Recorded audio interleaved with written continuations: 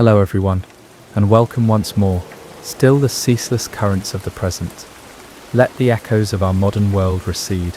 We are about to witness not a descent into forgotten shadows, but the audacious forging of a new light upon an ancient stage, an era where empires stood at a precipice, and the vision of one man could reshape the destiny of millions for 1,000 years to come. For these next moments, cast aside your contemporary lens. We shall stand as unseen observers at a colossal undertaking, a life's work etched not in fleeting triumphs, but in enduring stone, strategic mastery, and the nascent stirrings of a faith poised to inherit an empire. This age we enter is one of monumental ambition and profound consequence, where the foundations of a new Rome are laid upon the fault lines of a fracturing world, and hope, bold and defiant, is chiseled into the very fabric of a city destined for legend. Prepare to journey to the shores of the Bosporus, where an emperor's dream, fueled by piety and power, is about to crystallize into the magnificent, enduring reality of Constantinople. The Roman Empire, as the 3rd century AD bled into the 4th, was a civilization wrestling with transformation, an entity of immense resilience that had stared into the abyss of collapse and somehow clawed its way back. The preceding decades, a period starkly identified by historians as the crisis of the 3rd century, had unleashed a torrent of calamities, near constant civil war, as ambitious generals vied for the purple, devastating barbarian incursions across overstretched frontiers, recurrent plagues that decimated populations, and a ruinous cycle of currency debasement and hyperinflation that shattered economic stability. It was an age where emperors rose and fell with bewildering rapidity, often meeting violent ends. Yet, through the grim determination of a series of formidable soldier emperors, figures like Claudius Gothicus, Aurelian, who earned the title Restitutor Orbis, Restorer of the World, and Probus, the empire was gradually, painfully pulled back from the brink. Their military victories and initial administrative reforms laid a desperate foundation for the more systematic and radical restructuring undertaken by Diocletian, who ascended to the imperial throne in 284 AD. Diocletian, a man of Illyrian peasant stock, imbued with a profound sense of order and an autocratic will, recognized that the empire in its traditional form was too vast and its problems too complex for a single ruler to manage effectively. His solution was the tetrarchy, the rule of 4, implemented in 293 AD. This system divided the empire into eastern and western halves, each governed by a senior emperor, an Augustus, assisted by a junior emperor, a Caesar, who was also his designated heir. Diocletian, as the senior Augustus, ruled the east, with Galerius as his Caesar. In the west, Maximian served as Augustus, with Constantius Chlorus, Constantine's father, as his Caesar. The tetrarchy aimed to provide stable leadership, ensure orderly succession, and allow for more effective defense by placing imperial authority closer to threatened frontiers. For a time, it worked, bringing a welcome respite from decades of chaos. Diocletian also implemented sweeping administrative reforms, reorganizing provinces, expanding the bureaucracy, overhauling the tax system, with the infamous capitatio rogatio, and attempting to stabilize the currency. He also sought to restore traditional Roman virtues and religious piety, which culminated in the Great Persecution of Christians, launched in 303 AD, an attempt to eradicate what he perceived as a disruptive and disloyal element within the state. However, the tetrarchic system, for all its initial success, depended heavily on the personalities and cooperation of its members, and particularly on Diocletian's own dominant authority. When Diocletian, in an act unprecedented in Roman history, voluntarily abdicated in 305 AD, compelling a reluctant Maximian to do likewise, the carefully crafted mechanism for succession and power sharing began to unravel. The designated new Augusti, Galerius in the east and Constantius Chlorus in the west, and their newly appointed Caesars, Maximinus Dia and Flavius Valerius Severus respectively, soon found their authority challenged by frustrated ambitions and dynastic claims. Into this increasingly volatile political landscape stepped Flavius Valerius Constantinus, the son of Constantius Chlorus and his first wife, or concubine Helena. Born in Naissus in the province of Moesia Superior, modern Niš, Serbia, around 272 AD, Constantine's early years were spent in the crucible of imperial power. He served with distinction under Diocletian and Galerius in the east, participating in campaigns on the Danube and against the Sasanian Persians. This experience not only honed his military skills, but also gave him a first-hand understanding of the empire's strategic challenges and the intricate workings of the imperial court. It also meant he was, for all intents and purposes, a well-treated but significant hostage for his father's good behavior in the West. Helena, a woman of humble origins, possibly an innkeeper's daughter from Bithynia, possessed a strong character. Her later conversion to Christianity and her legendary pilgrimage to the Holy Land, during which she was reputed to have discovered the true cross, would see her venerated as Saint Helena, profoundly influencing her son's religious trajectory. The death of Constantius Chlorus, while campaigning against the Picts at Eboracum, York, in Roman Britain, on July 25, 306 AD, was the spark that ignited Constantine's imperial career. The legions under his father's command, bypassing the established tetrarchic protocols, immediately proclaimed the young Constantine as Augustus. This acclamation, while popular with the troops, was a direct challenge to the authority of Galerius, now the senior Augustus. Galerius, though angered, was forced to compromise, recognizing Constantine only as Caesar, while promoting Severus to the rank of Augustus in the West. This fragile arrangement soon disintegrated. In Rome, Maxentius, the son of the retired Augustus Maximian, resentful at being overlooked in the succession, staged a coup in October 306 AD, declaring himself emperor with the support of the Praetorian Guard and the urban populace. His father, Maximian, soon emerged from retirement to support his son and reclaim his own imperial title, further complicating the political map. The next few years saw a bewildering kaleidoscope of emperors, claimants, and shifting alliances. Severus was defeated and killed by Maxentius. Maximian, after falling out with his son, sought refuge with Constantine in Gaul. Constantine had married Maximian's daughter Fausta in 307 AD to solidify an alliance, but then attempted to usurp Constantine's authority and was forced to commit suicide. Galerius, after a failed invasion of Italy against Maxentius, died a miserable death from disease in 311 AD, but not before issuing an edict of toleration that effectively ended the great persecution in his eastern territories. Upon Galerius's death, the remaining rulers were Constantine in the West, Gaul, Britain, Spain, Maxentius in Italy and Africa, Licinius, whom Galerius had appointed Augustus in the west to counter Maxentius, but who primarily controlled the Danubian provinces, and Maximinus Daia in the east, Syria, Egypt, Asia Minor. Maximinus Daia quickly renewed the persecution of Christians in his domains. Constantine, having spent several years consolidating his rule in his northwestern provinces, developing a reputation as a capable military leader and a relatively just administrator, now turned his attention to Maxentius. Maxentius had become increasingly unpopular in Rome due to his heavy taxation and tyrannical behavior.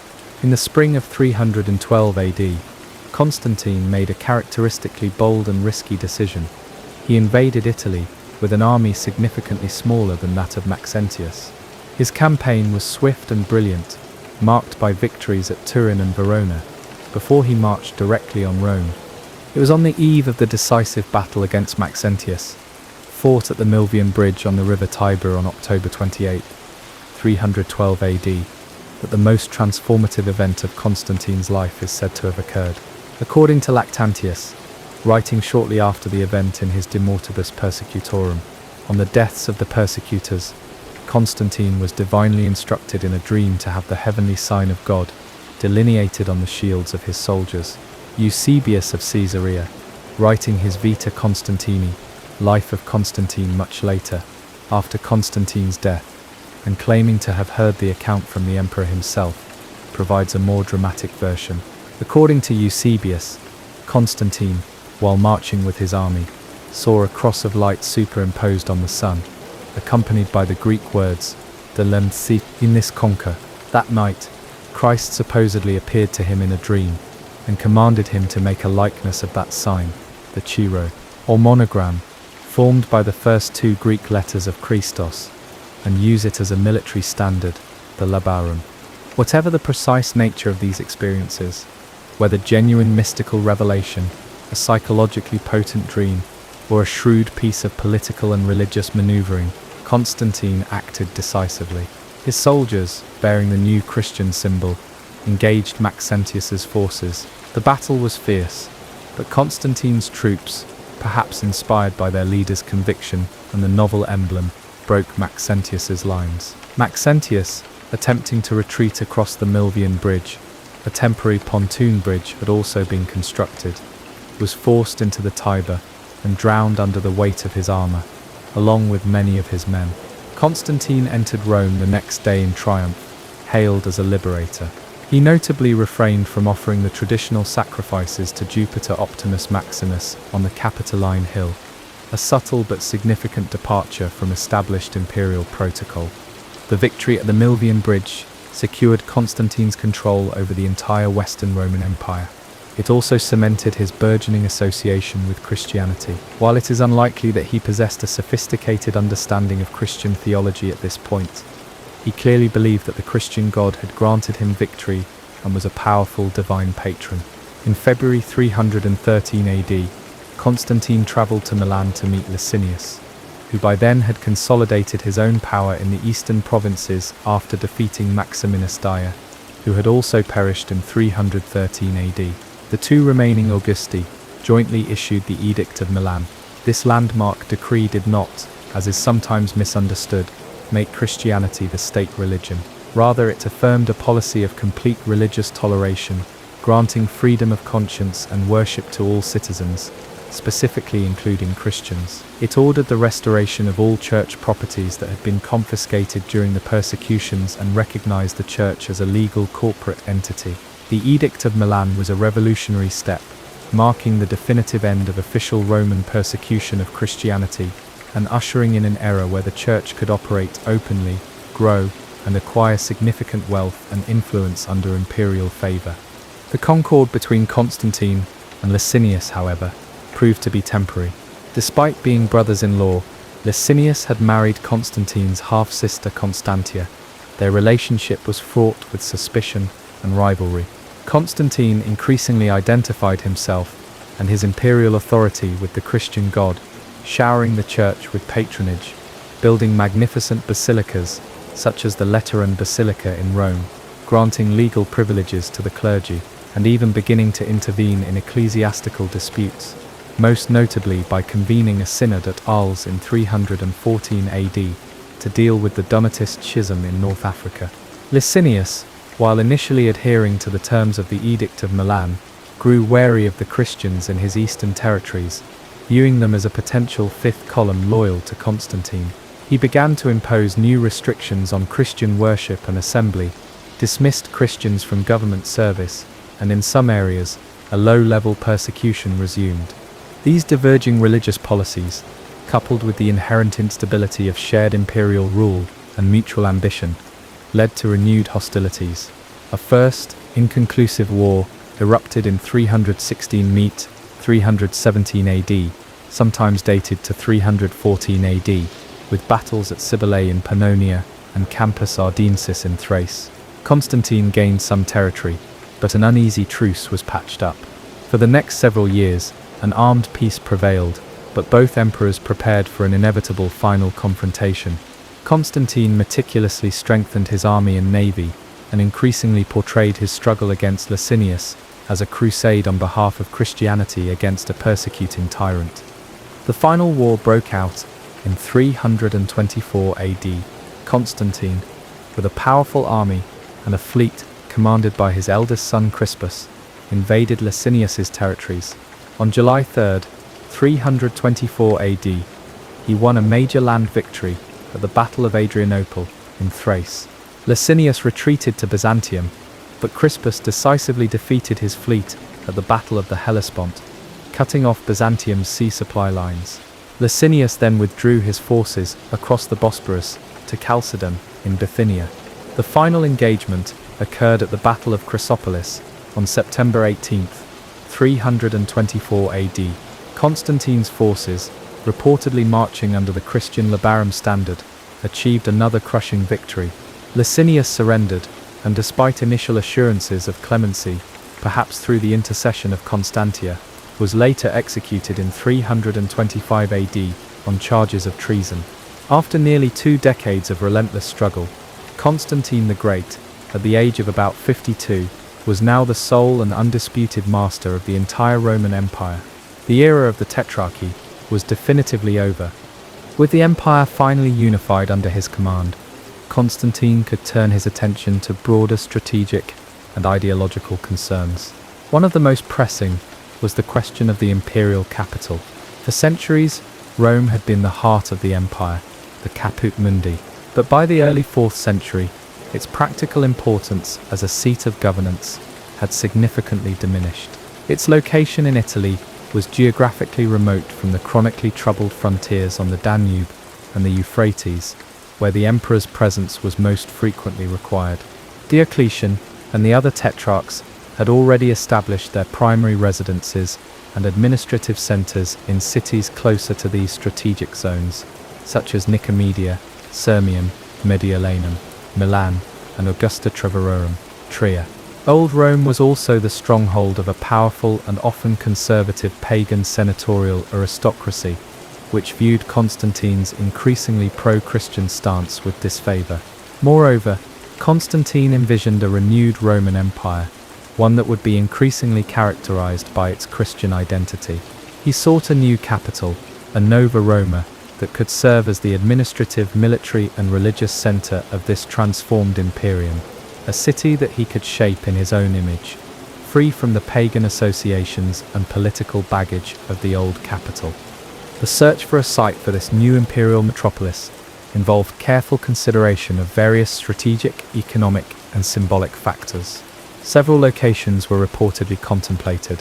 According to some ancient sources, Constantine briefly considered his birthplace, Naissus or Serdica, modern Sofia, Bulgaria, where he had spent considerable time and allegedly remarked, "Serdica is my Rome." Thessalonica, with its excellent harbour and position on the Via Egnatia, was another possibility. There were even romantic, though likely apocryphal, tales of him initially selecting the site of ancient Troy on the Hellespont, seeking to connect his new foundation with the mythical origins of the Roman people. However, his ultimate choice, guided by what later chroniclers would depict as divine inspiration, but undoubtedly rooted in an astute understanding of geopolitics, fell upon the ancient Greek city of Byzantium. Founded by Megarian colonists in the 7th century BC, Byzantium occupied a triangular peninsula of land at the very threshold of Europe and Asia. Its strategic advantages were almost without parallel in the ancient world. Militarily, it was a natural fortress. It commanded the narrow Bosporus Strait, the waterway linking the Propontis Sea of Marmara to the Pontus Euxinus Black Sea. To the north, a magnificent, deep and sheltered natural harbour, an inlet known as the Golden Horn Chrysoceras, provided safe anchorage for a vast fleet and could be easily defended by stretching a chain across its mouth. The city was surrounded by water on 3 sides, while its landward western approach, though its only vulnerability, could be and would be rendered exceptionally strong by massive fortifications. Control of Byzantium meant control of the vital maritime passage between the Black Sea and the Mediterranean, and thus access to the rich grain-producing regions of Scythia and the trade routes to the east. From this vantage point, an emperor could rapidly deploy forces either northwards to the Danubian frontier against Gothic or Sarmatian threats, or eastwards to the Persian frontier. Economically, Byzantium was already a prosperous commercial centre, levying tolls on the ceaseless maritime traffic and serving as a vital node in the network of trade routes that crisscrossed the continents. Its hinterland in Thrace and Bithynia was fertile, politically and ideologically, while an ancient city, Byzantium did not possess the same deeply entrenched pagan religious institutions or powerful local aristocracy as Rome, Alexandria, or Antioch, offering Constantine a relatively clean slate. upon which to build a new Christian capital. It was also geographically closer to the empire's wealthier and more populous eastern provinces, where Christianity had taken deeper root. The transformation of Byzantium into Constantinopolis, the city of Constantine, was an undertaking of breathtaking scale and ambition, initiated with vigor almost immediately after his final victory over Licinius in 324 AD. The emperor poured immense resources into the project, summoning architects, engineers, surveyors, artists, mosaicists, and tens of thousands of laborers and craftsmen from across the empire. The project was personally overseen by Constantine, who, according to legend, traced the new city's vastly expanded boundaries himself on foot, spear in hand. When his attendants, astonished at the enormous circuit he was marking out, asked when he would stop, he purportedly replied, "I shall go on until he who goes before me stops." The existing city walls, built by Septimius Severus, were demolished, and a new line of fortifications, the walls of Constantine, was erected some 2.5 kilometers to the west, more than quadrupling the enclosed area. Within this greatly enlarged perimeter, a new city, consciously designed to emulate and even surpass the grandeur of old Rome, began to rise with astonishing speed. A broad, colonnaded main thoroughfare, the Mise de Middle Street, was laid out, running from the principal western gate, the Golden Gate, Porta Aurea, eastward through the heart of the city. Along the Mise and its connecting avenues, magnificent public spaces and imperial edifices were constructed. The existing Acropolis, overlooking the confluence of the Bosporus and the Sea of Marmara, became the site of the expanded Great Palace, Palatium Magnum, a sprawling complex of audience halls, residential quarters, courtyards, and gardens that would serve as the primary imperial residence and center of government for centuries. Immediately adjacent to the Great Palace, the ancient hippodrome was massively enlarged and reconfigured to become a colossal arena for chariot races, public spectacles, and imperial ceremonies. Capable of seating an estimated 80,000 spectators, its Spina central barrier was adorned with looted treasures, including the famous serpent column from Delphi. The emperor's ceremonial box, the Kathisma, was directly connected to the palace, allowing for staged imperial appearances. Several new forums were created. The most important was the Forum of Constantine, a circular plaza of exceptional beauty, paved with marble and surrounded by colonnades. At its exact center stood a towering porphyry column, transported with immense difficulty from Heliopolis in Egypt. Atop this column, Constantine placed a colossal bronze statue of himself, depicted in the guise of Apollo or Sol Invictus, the unconquered sun god, his head adorned with a radiate crown, into which, according to pious legend, relics of the true cross were incorporated. This syncretic monument symbolized both continuity with Roman imperial tradition and Constantine's new religious allegiance. Further east along the Mise lay the Augusteum, a grand public square that served as a ceremonial forecourt to the Great Palace and the principal church of the city, Hagia Sophia. Other forums such as the Forum Tauri, later Forum of Theodosius, and the Forum Bovis were also planned or begun. As the champion of Christianity, Constantine ensured that his new capital would be amply endowed with churches. Construction began on Hagia Irene Holy Peace, one of the city's earliest major Christian basilicas, located within the outer precincts of the palace. More ambitiously, Constantine planned the Church of the Holy Apostles, seated on one of the city's highest hills. This magnificent cruciform church, crowned with a central dome, was intended to be his own mausoleum, with his sarcophagus placed in the center, surrounded by 12 symbolic markers or cenotaphs for the apostles, an extraordinary assertion of his self-perceived status as an isapostolos. The first iteration of Hagia Sophia, Holy Wisdom, destined to become the jewel of Byzantine architecture, was also initiated during his reign, though the structure that stands today is the 6th century creation of Emperor Justinian I. To rapidly imbue Constantinople with an aura of venerable antiquity and imperial splendor, Constantine controversially ordered the transfer of countless masterpieces of classical art statues, columns, obelisks, bronze works, and marble reliefs, from cities and pagan sanctuaries throughout the Greek East, and even from Rome itself. While this effectively despoiled many older centers of their cultural heritage, it transformed Constantinople into an instant museum of classical art, a dazzling display of imperial power and continuity. The city was also equipped with essential infrastructure. New aqueducts were built or repaired to ensure a plentiful water supply. Vast underground cisterns were constructed. Granaries were erected to store the public grain supply. The annona, or free grain dole, was established for the citizens, mirroring the practice in Rome, and extensive harbour facilities were developed on both the Golden Horn and the Sea of Marmara.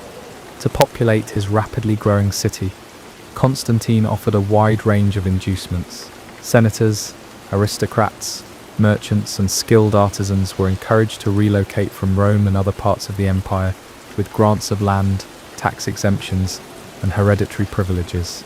A new Senate, modelled on that of Rome, but initially with less political power, was established in Constantinople.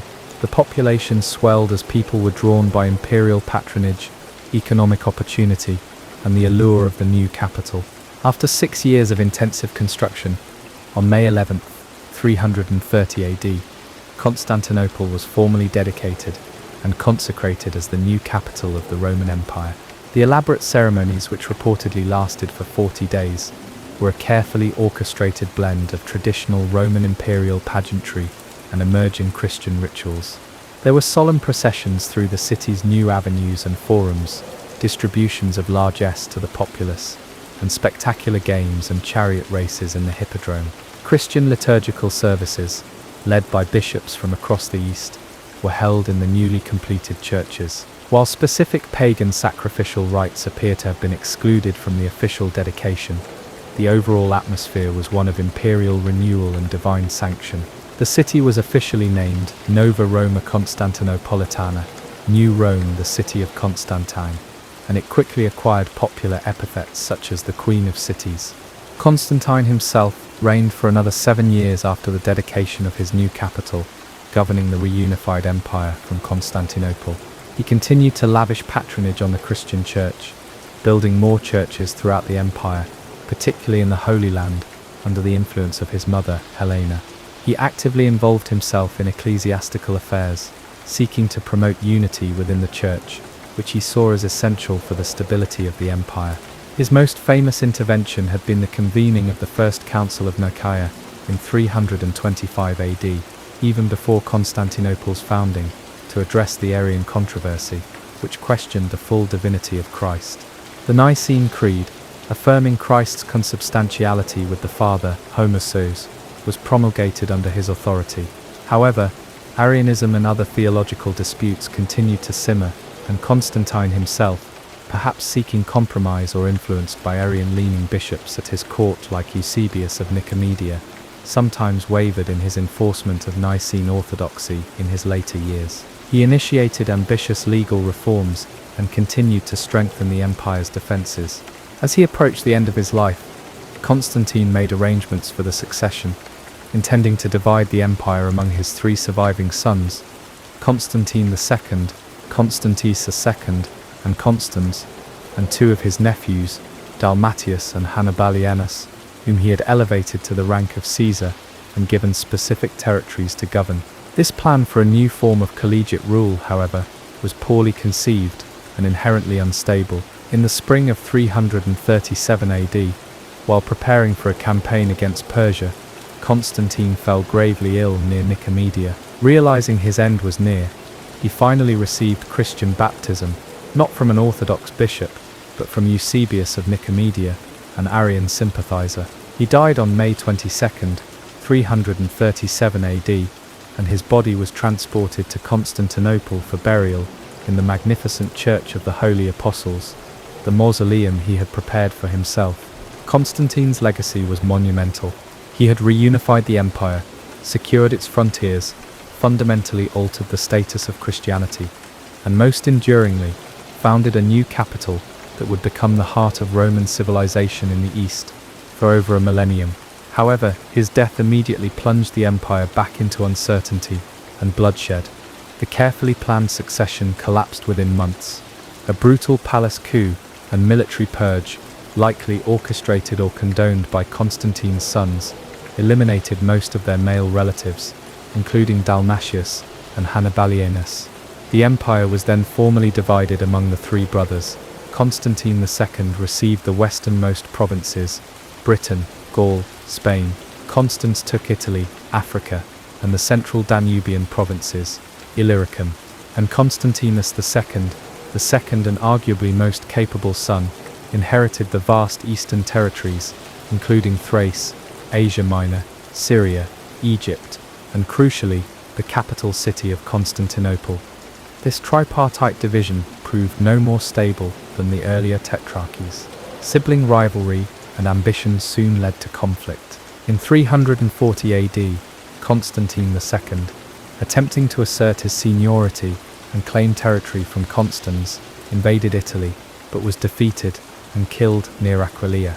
Constans then became master of the entire West, but his rule was often harsh, and he alienated significant portions of the army and aristocracy.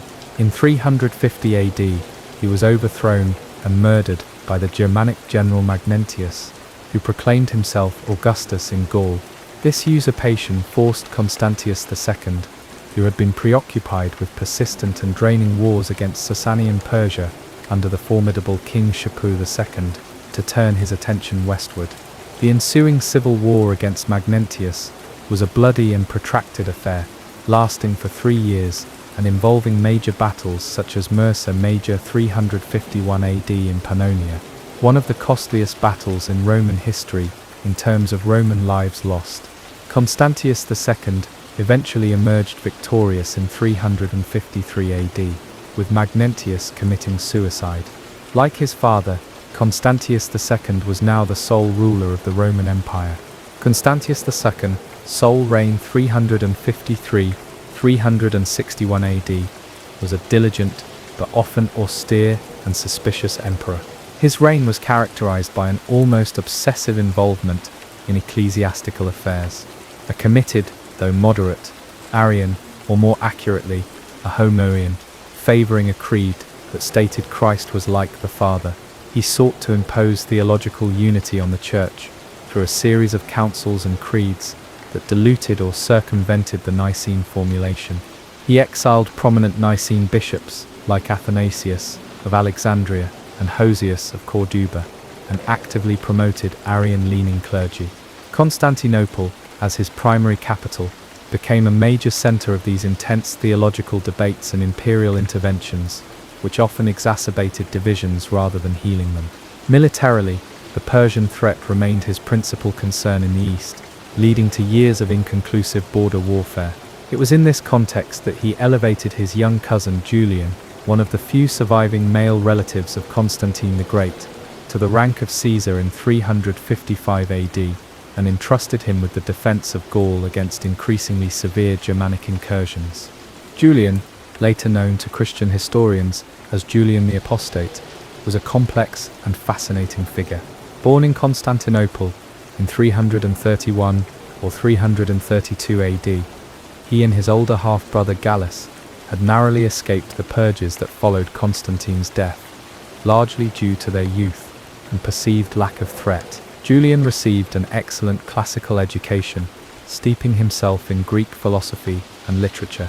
Though raised as a Christian under the careful supervision of Constantius II, he secretly developed a profound aversion to the faith he associated with the murder of his family and the perceived intolerance of emperors like Constantius. Instead, he became deeply enamored with Hellenic paganism, particularly its Neoplatonic interpretations. As Caesar in Gaul, Julian proved to be a surprisingly capable military commander, winning significant victories against the Alemanni and Franks, notably at the Battle of Argentoratum Strasbourg in 357 AD, and restoring a measure of security to the Rhine frontier. His successes, however, aroused Constantius II's suspicion. In 360 AD, when Constantius ordered a significant portion of Julian's Gallic legions to be transferred to the east for a new Persian campaign, The troops in Lutetia, Paris, loyal to Julian and unwilling to leave their homes and commander, mutinied and proclaimed Julian as Augustus. Another major civil war seemed imminent, but before the two emperors could clash, Constantius II died of a fever in Cilicia in November 361 AD, reportedly naming Julian as his legitimate successor on his deathbed. Julian's brief reign as sole emperor, 363 AD, was a remarkable, if ultimately futile, attempt to reverse the Christianization of the empire and restore paganism to its former prominence. He was not a bloody persecutor in the mold of Diocletian. Rather, his methods were more subtle and sophisticated. He immediately declared religious toleration for all, which included allowing exiled Nicene bishops to return, a move partly calculated to foster further divisions within the already fractious Christian community. He then systematically began to withdraw state privileges and financial support from the Christian Church, while redirecting imperial patronage towards the rebuilding of pagan temples, the restoration of sacrificial rites, and the creation of an organized pagan priesthood modeled on the Christian hierarchy. He issued an edict in 362 AD, barring Christians from teaching classical rhetoric and literature, arguing that those who did not believe in the pagan gods should not be expounding the works of authors who did, a measure designed to undermine Christian intellectual influence. He sought to create a reformed, philosophically refined Hellenism that could compete morally and intellectually with Christianity. In Constantinople, he tried to revive public pagan ceremonies, but the city, now significantly Christianized for over a generation, responded with little enthusiasm. However, Julian's pagan revival ultimately failed to gain widespread traction. Christianity was already too deeply entrenched in many parts of the empire, especially in the east. The intellectual and spiritual appeal of his reformed paganism was largely confined to a small circle of educated elites. Moreover, his reign was cut short by his ambitious military campaign against Sasanian Persia in 363 AD. Seeking to emulate Alexander the Great and inflict a decisive blow against Rome's perennial eastern rival, Julian led a large army deep into Persian territory. After some initial successes, the campaign bogged down due to logistical problems and scorched earth tactics employed by the Persians. During a skirmish on the retreat, Julian was mortally wounded by a spear and died on June 26, 363 AD. His death, after a reign of less than 2 years, effectively ended the last imperially sponsored attempt to displace Christianity. With Julian's death in the midst of hostile territory, the army hastily acclaimed Jovian, a Christian officer and commander of the imperial guard, as emperor.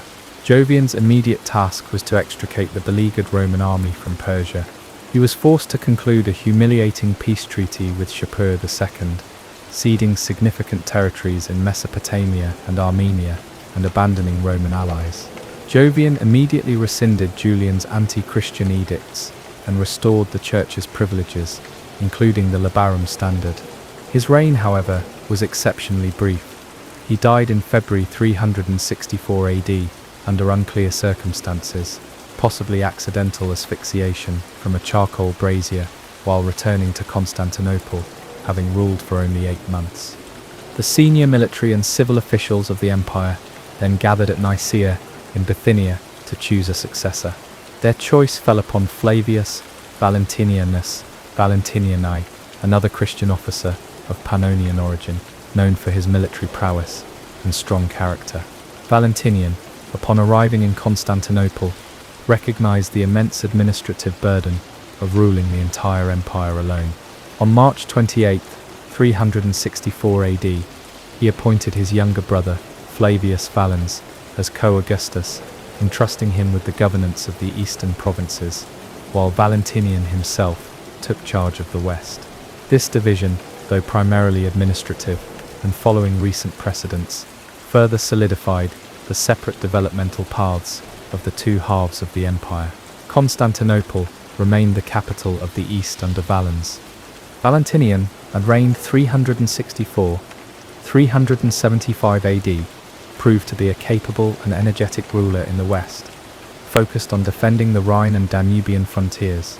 Valens reigned in the east 364 378 AD, however, faced a more complex set of challenges and possessed a less forceful personality than his brother. Like Constantius II, Valens was a committed Arian Homoousian Christian, and his reign was marked by renewed attempts to promote this theological position over the Nicene orthodoxy, leading to considerable friction with the Nicene bishops and populace, particularly in Egypt and Asia Minor. He also had to contend with a usurpation attempt by Procopius, a relative of Julian, which he eventually suppressed. But the defining crisis of Valens's reign, and one that would have profound consequences for the empire, was the arrival of the Goths on the Danubian frontier. In 376 AD, vast numbers of Goths, primarily Tervingi, later Visigoths, and some Greuthungi, later Ostrogoths, appeared on the northern banks of the Danube, seeking refuge within the Roman Empire. They were fleeing the westward advance of the Huns, a nomadic people from Central Asia, whose migrations were throwing the entire barbarian world into turmoil.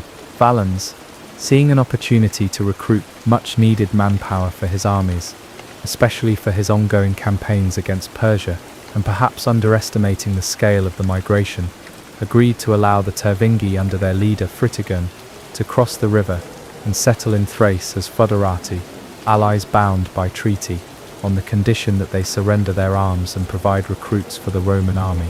The Greuthungi crossed soon after, without explicit permission. The settlement, however, was disastrously mismanaged by corrupt and avaricious Roman provincial officials, Lupicinus and Maximus. They exploited the vulnerable Goths, withholding promised food supplies or selling them at exorbitant prices, and subjected them to numerous indignities. Arms were not properly collected. Driven by hunger and desperation, the Goths rose in open revolt in late 376 AD or early 377 AD. What began as a refugee crisis quickly escalated into a full-blown war. The Goths, joined by some Huns and Alans, began to ravage Thrace and the Balkan provinces, defeating several Roman field forces sent against them. Valens, who had been campaigning in the east against Persia, was forced to conclude a hasty truce and march west with a significant portion of his eastern army to confront the Gothic rebellion.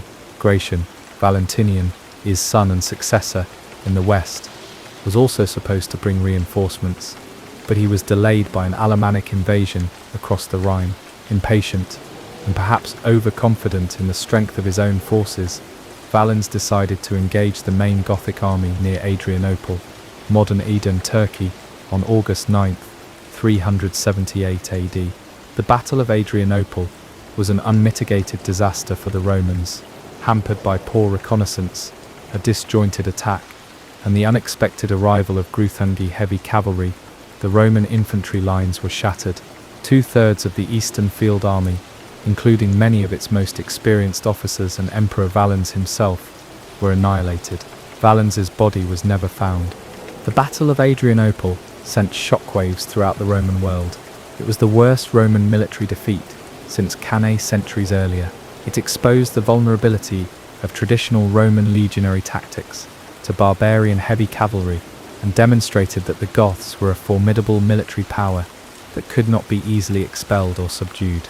The victorious Goths were now free to plunder the Balkans at will, even approaching the walls of Constantinople, though the city's defences proved too strong for them to assault directly. The Eastern Empire was left virtually defenceless, its field army shattered, its emperor dead. Into this desperate crisis stepped Flavius Gratianus, Gratian, the young Augustus in the west.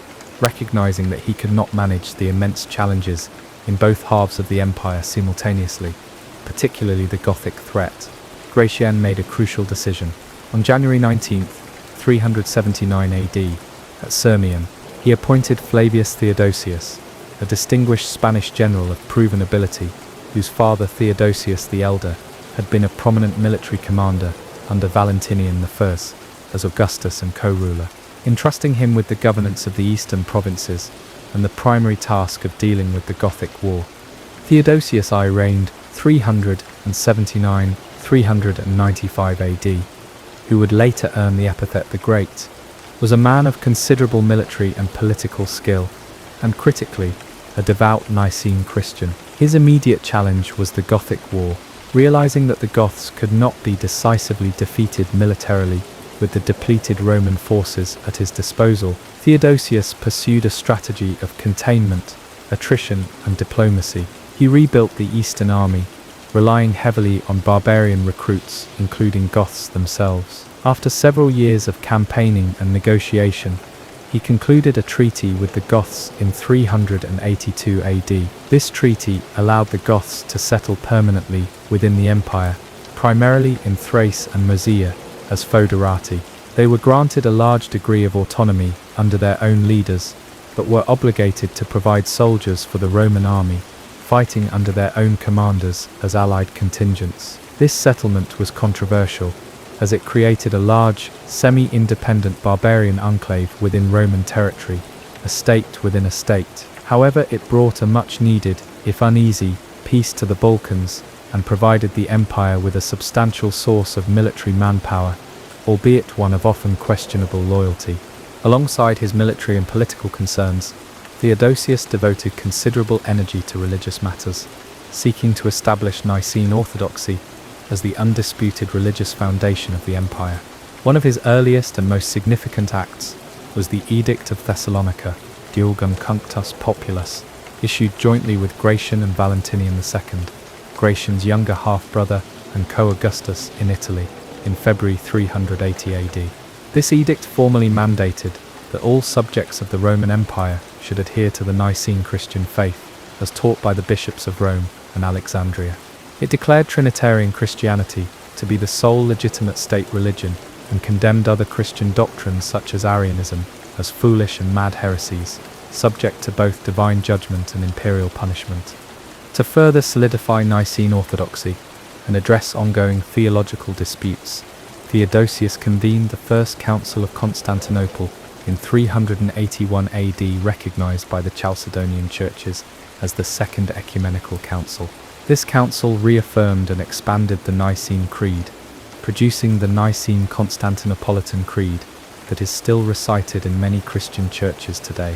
It explicitly condemned Arianism and Macedonianism, which denied the full divinity of the Holy Spirit. Significantly, for the growing prestige of the new capital, Canon 3 of the Council declared that the Bishop of Constantinople, however, shall have the prerogative of honour after the Bishop of Rome, because Constantinople is New Rome.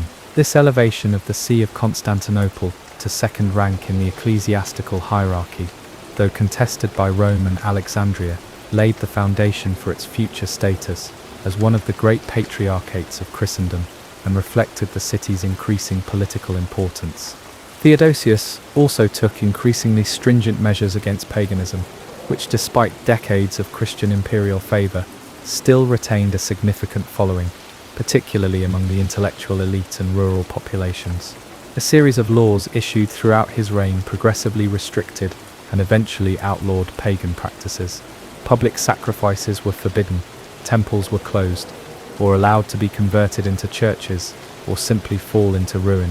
The famous Serapeum in Alexandria was destroyed by a Christian mob in 391 AD with imperial acquiescence, if not direct order, and their endowments confiscated. Soothsaying and divination were proscribed. While Theodosius did not engage in widespread violent persecution of pagans, his legislation effectively dismantled the public infrastructure and legal basis of paganism, accelerating its decline into a private and increasingly marginalized set of beliefs. The traditional date for the abolition of the ancient Olympic Games is also often placed within his reign, around 393 AD, as part of this broader anti-pagan policy. Theodosius also famously asserted imperial authority, even when it brought him into conflict with powerful church figures like Bishop Ambrose of Milan. After a massacre of citizens in Thessalonica by Gothic troops in 390 AD, for which Theodosius bore ultimate responsibility, Ambrose excommunicated the emperor and demanded public penance. Theodosius eventually submitted, a powerful demonstration of the growing moral authority of the church, even over the emperor.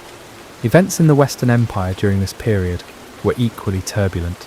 Gratian was murdered in 383 AD by the forces of Magnus Maximus, a usurper in Britain.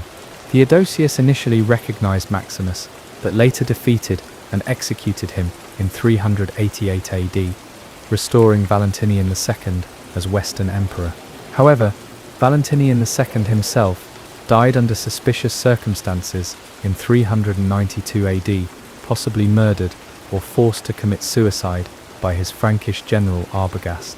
Arbogast then elevated a puppet emperor, the pagan rhetorician Eugenius. This prompted Theodosius to intervene decisively in the West once more. In 394 AD, at the bloody Battle of the Frigidus River in northeastern Italy, Theodosius, with an army heavily composed of Gothic foederati, defeated Arbogast, who committed suicide, and Eugenius, who was executed. This victory, portrayed by Christian writers as a triumph of Christianity over a pagan resurgence, Eugenius had shown favor to pagan senators in Rome, briefly reunited the entire Roman Empire under Theodosius's sole rule. This reunification, however, was to be the last in Roman history. Theodosius died in Milan on January 17, 395 AD, only a few months after his victory at the Frigidus. On his deathbed, he divided the empire between his two young sons. The 18-year-old Arcadius was to rule the east from Constantinople, and the 10-year-old Honorius was to rule the west, initially from Milan and later from Ravenna.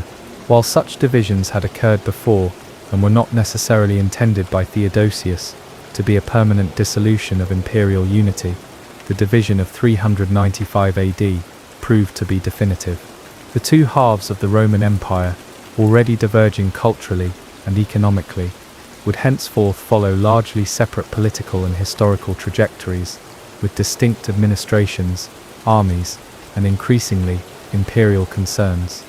At the close of the 4th century, the Eastern Roman Empire, anchored by the magnificent and strategically vital capital of Constantinople, stood as a far more resilient and cohesive entity than its Western counterpart. The foundations laid by Constantine the Great had been tested by decades of internal strife, theological controversy, and severe external threats. Yet, through the often turbulent reigns of his successors, culminating in the strong and religiously defining rule of Theodosius, the New Rome had not only survived, but had consolidated its position as the heart of an empire that, while still proudly calling itself Roman, was steadily developing the unique characteristics that would define Byzantine civilization for the next 1,000 years. The boring history of administrative reforms, complex theological debates, hard-fought treaties, and the sheer persistence of imperial structures had ensured its endurance, ready to face the new challenges of a dawning medieval world. The Roman world, as the 4th century yielded to the 5th, stood on the cusp of epochal change. The death of Emperor Theodosius I in 395 AD, and the ensuing formal division of the vast Imperium Romanum between his sons Arcadius in the east and Honorius in the west, was more than a mere administrative convenience. It was a profound demarcation, setting the two halves of the ancient Mediterranean superpower on increasingly divergent historical paths. While the Eastern Roman Empire, with its formidable capital at Constantinople, possessed the resources, strategic depth, and administrative resilience to weather the storms of the coming centuries and evolve into the Byzantine civilization, the Western Roman Empire faced a far more perilous future. It was a future that would witness the gradual erosion of imperial authority, the large-scale migration and settlement of Germanic peoples, the decline of urban life, and the fragmentation of its political and social structures. Amidst this sweeping transformation, the fate of the written word, the accumulated knowledge of classical antiquity, the legal codes of Rome, the burgeoning scriptures and theological treatises of Christianity, and the very fabric of literate culture hung precariously in the balance. The sophisticated infrastructure of libraries, schools and commercial book production that had characterized the zenith of Roman civilization faced existential threats, particularly in the West. Yet, across a millennium of upheaval, adaptation, and eventual renewal, the trace of words, the power of recorded thought, would endure. It would be painstakingly preserved in scattered sanctuaries, copied by monastic hands in quiet scriptoria, gradually re-emerge into new centers of learning, and eventually fuel an intellectual ferment that cried out for a means of dissemination far beyond the capacity of the scribe's pen. This is the chronicle of that arduous yet vital journey, a testament to how the flame of literacy and learning, though often flickering, was shielded, nurtured, and ultimately fanned into a blaze that would prepare the world for a revolution in communication, the advent of printing with movable type. Following the division of 395 AD, the divergence in the fortunes of written culture between East and West became increasingly pronounced. In the East, the Roman state, though beset by its own challenges, ranging from perennial conflicts with the Sasanian Empire of Persia to intense internal theological disputes and the pressures of various migratory groups along its Balkan frontiers, maintained a remarkable degree of institutional and cultural continuity. Constantinople, New Rome, rapidly evolved into a magnificent imperial and ecclesiastical centre. Its imperial and patriarchal libraries, though subject to occasional losses from fires, neglect, or the vicissitudes of theological conflict, continued to house substantial collections of Greek classical literature, scientific treatises, historical works, and Christian scriptures and patristic writings. Hellenic scholarship, while perhaps not always reaching the innovative heights of earlier classical or Hellenistic periods, persisted within a framework of established educational institutions, including what would evolve into the University of Constantinople. The production of manuscripts, initially on papyrus rolls, imported from Egypt, and then increasingly on more durable and locally producible parchment codices, was sustained by imperial and ecclesiastical patronage, as well as the needs of a complex bureaucracy. A sophisticated legal system exemplified by the Theodosian Code in 438 AD, and later Justinian's monumental Corpus Juris Civilis in the 6th century, and a vibrant, if often contentious, religious life. The tradition of Greek literacy remained relatively widespread among the elite and administrative classes, ensuring a continuous, if evolving, engagement with the textual heritage of the past. The trajectory in the Western Roman Empire was starkly different.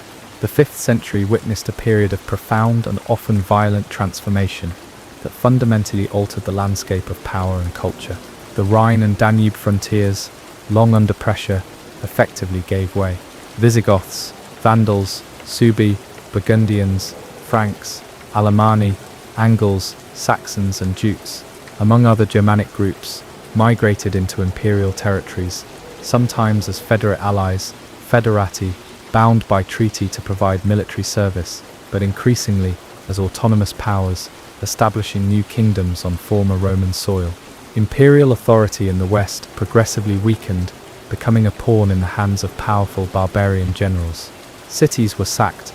Rome itself suffered this fate at the hands of Alaric the Visigoth in 410 AD and Gaiseric the Vandal in 455 AD, and civic infrastructure decayed. The traditional date for the fall of the Western Roman Empire, 476 AD, when the Germanic chieftain Odoacer deposed the last Western Roman emperor, Romulus Augustulus, and chose not to appoint a successor, merely symbolized the culmination of a long process of political fragmentation and the devolution of power to regional barbarian rulers.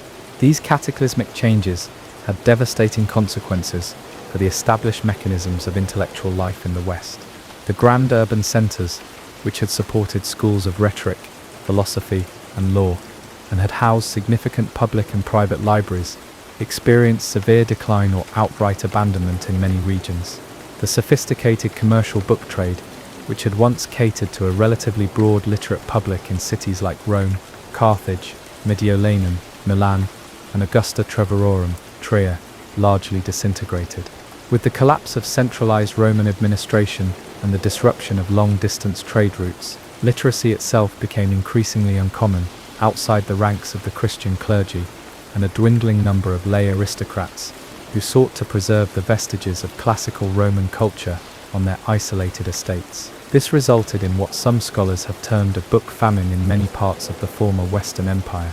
Even the physical materials of writing became scarcer.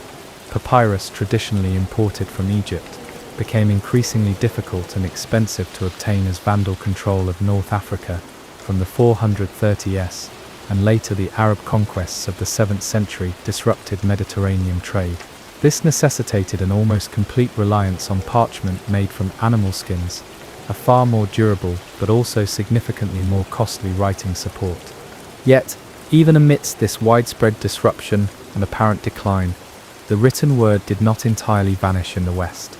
As the civic and imperial structures of the Roman world crumbled, new institutions, often originating from very different impulses, arose to become the unlikely guardians of literacy, learning, and the textual heritage of antiquity, the Christian monasteries.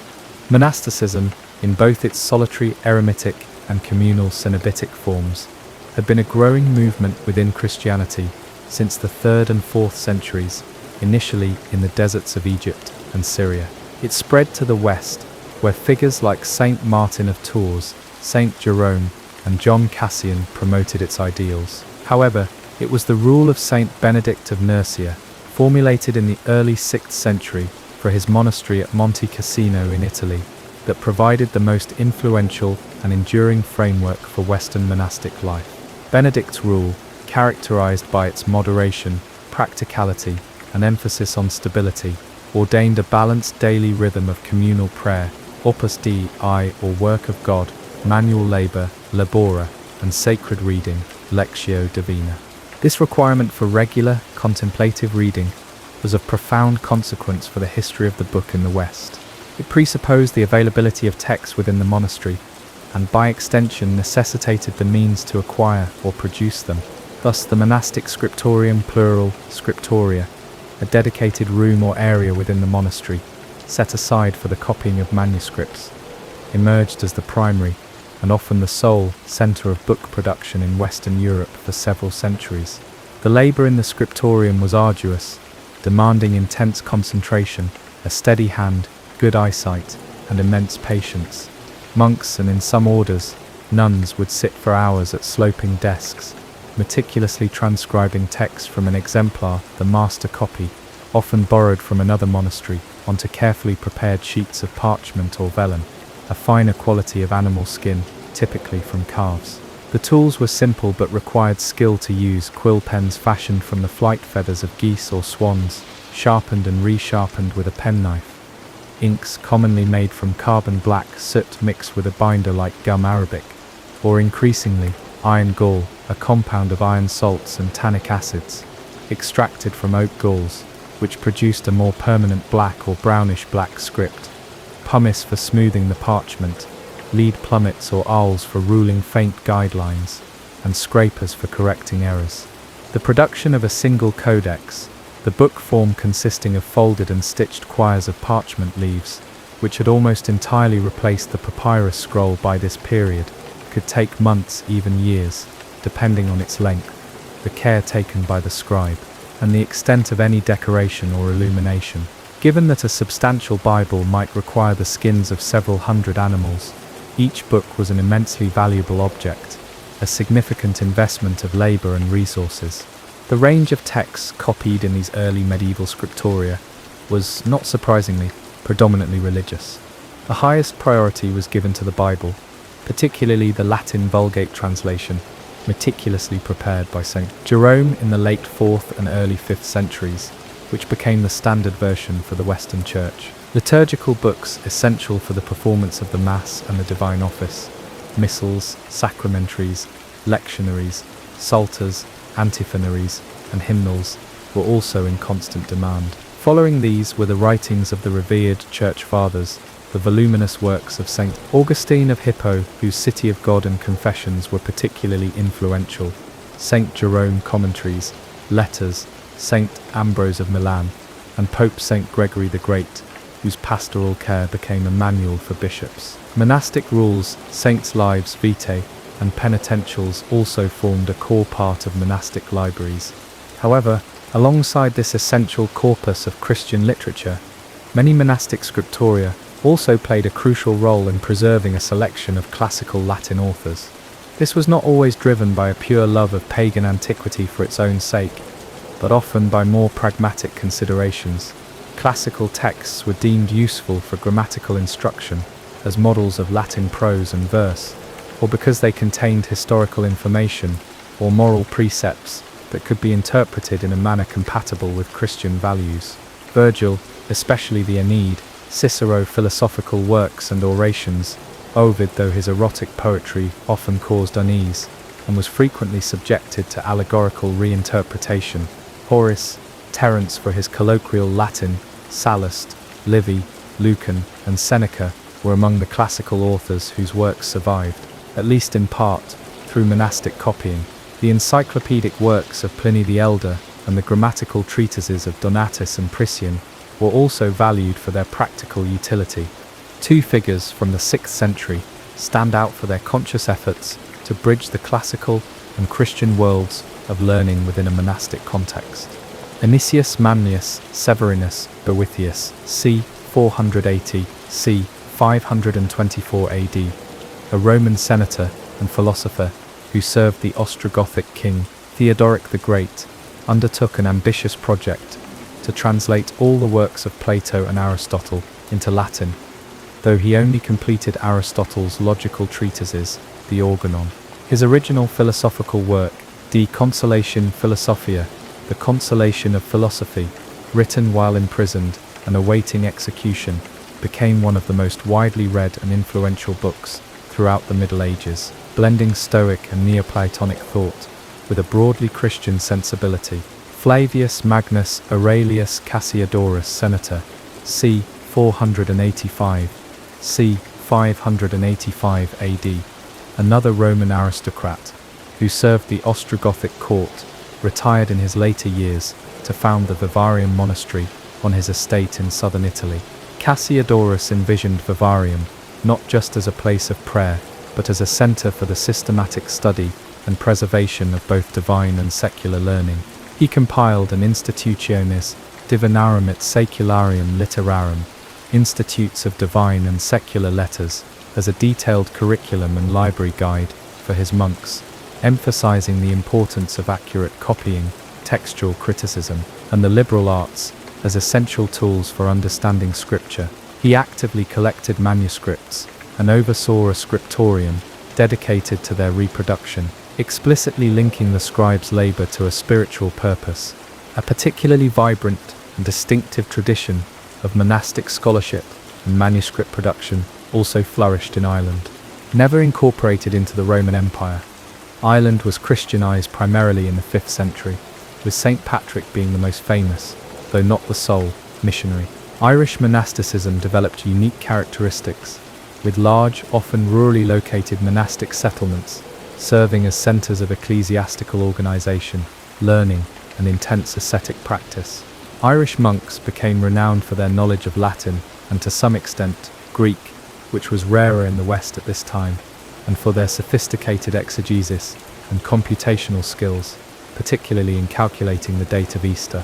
They developed a unique and remarkably beautiful script, known as insular majuscule for display purposes, and insular minuscule for more rapid writing, characterized by distinctive letter forms, ligatures, and abbreviations. Irish manuscript illumination reached extraordinary heights of artistic achievement, featuring intricate interlace patterns, complex spiral motifs, stylized zoomorphic designs, and vibrant jewel-like colors, often applied to elaborate carpet pages and decorated initials. Masterpieces such as the Book of Kells, late 8th or early 9th century, and the Lindisfarne Gospels, early 8th century, produced in Northumbria, but heavily influenced by Irish traditions, stand as testaments to this artistic and scribal excellence, where the book itself became a sacred object of immense visual power. Irish monasteries were instrumental in preserving not only Latin Christian writings and some classical texts, but also uniquely a rich corpus of vernacular Irish literature, sagas, myths, poetry, and legal tracts, transcribed by monks. Furthermore, from their island fastnesses, Irish monks embarked on extraordinary missionary journeys, peregrinatio pro Christo, pilgrimage for Christ. Figures like St. Columba, who founded the influential monastery on Iona off the coast of Scotland in the mid-6th century, and St. Columbanus, who in the late 6th and early 7th centuries established a string of influential monasteries in Francia, Luxo, and Lombardy. Bobbio played a pivotal role in re-Christianizing parts of Anglo-Saxon Britain and continental Europe that had lapsed into paganism or where Christian practice was superficial. These missionaries brought with them their scholarly traditions, their distinctive script, and their precious books, founding new scriptoria that became important centers for the dissemination of texts and learning on the continent. The scriptorium at Bobbio, for example, amassed one of the largest and most significant libraries of the early Middle Ages. Thus, through these often isolated and beleaguered monastic communities, whether Benedictine on the continent or those inspired by the Celtic tradition, the fragile thread of literacy and the textual heritage of the ancient world were carried across the stormiest centuries of the early Middle Ages. Their work was not one of innovation, but of conservation, a laborious act of cultural transmission performed under challenging conditions, ensuring that the words of the past would not be entirely lost to the future.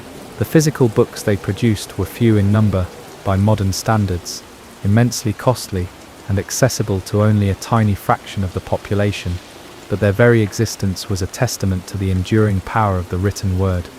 As Europe slowly began to emerge from the most acute period of disruption, around the 8th century, stirrings of intellectual and cultural renewal became apparent, most notably under the impetus of the Carolingian dynasty in Francia.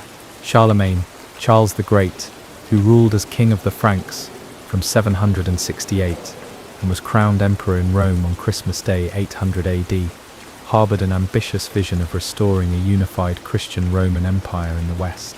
A key component of this vision was the reform and revitalization of the Church and the promotion of education and learning throughout his vast domains, which stretched from the Pyrenees to the Elbe and from the North Sea to central Italy.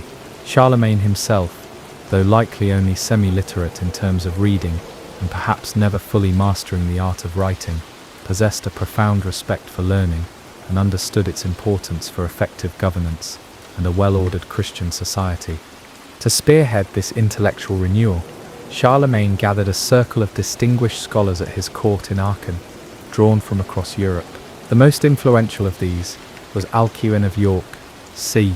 735–804 AD, an Anglo-Saxon scholar from the renowned Cathedral School of York, whom Charlemagne met in Italy in 781 AD and persuaded to come to Francia.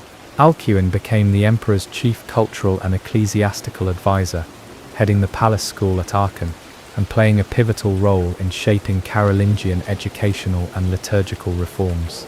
Under Alcuin's guidance, a program was initiated to establish and reform monastic and cathedral schools throughout the empire, with a curriculum based on the traditional Roman liberal arts, the trivium, grammar, rhetoric, dialectic, and the quadrivium, arithmetic, geometry, astronomy, music.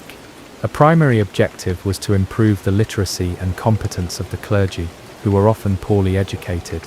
This required a concerted effort to produce accurate and standardized texts, particularly of the Bible. Alcuin himself oversaw a revision of the Latin Vulgate, liturgical books, and the Rule of Saint Benedict.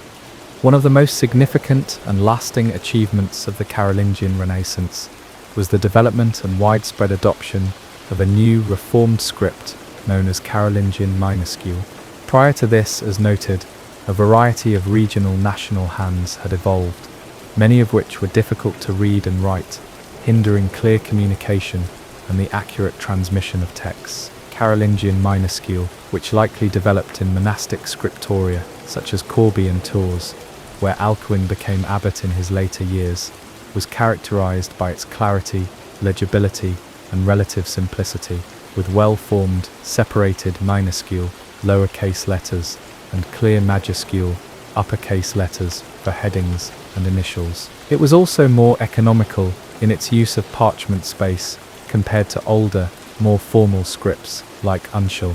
The imperial authority of Charlemagne and his successors actively promoted the use of Carolingian minuscule, and it quickly spread throughout the Carolingian Empire, becoming the standard book hand for centuries. Its clarity and elegance were so compelling that later Italian Renaissance humanists would mistakenly believe it to be the authentic script of ancient Rome, adopting and adapting it to form the basis of their own humanist minuscule, which in turn became the model for early printing types, and thus the ancestor of modern Roman lowercase letter forms. The impact of Carolingian minuscule on the history of Western script and the preservation of texts was therefore profound. The Carolingian Renaissance led to a significant increase in book production, although it remained entirely a manual process confined primarily to monastic and cathedral scriptoria. Many classical Latin texts that had become rare were rediscovered and copied during this period, ensuring their survival. While the intellectual achievements of the Carolingian era should not be overstated, it was more a period of consolidation, reform, and transmission than of great original thought. It undeniably laid crucial groundwork for later medieval intellectual developments by raising educational standards, fostering a renewed appreciation for learning, and providing clearer and more standardized textual tools. However, the Carolingian Empire itself proved ephemeral, fragmenting in the later 9th century amidst internal divisions and renewed waves of invasions by Vikings from the north, Magyars from the east, and Saracens from the south. These disruptions once again threatened centers of learning, but the seeds sown by the Carolingian reforms were not entirely extinguished. While Western Europe was navigating these centuries of scarcity and revival, a vibrant and highly sophisticated intellectual culture was flourishing in the Islamic world.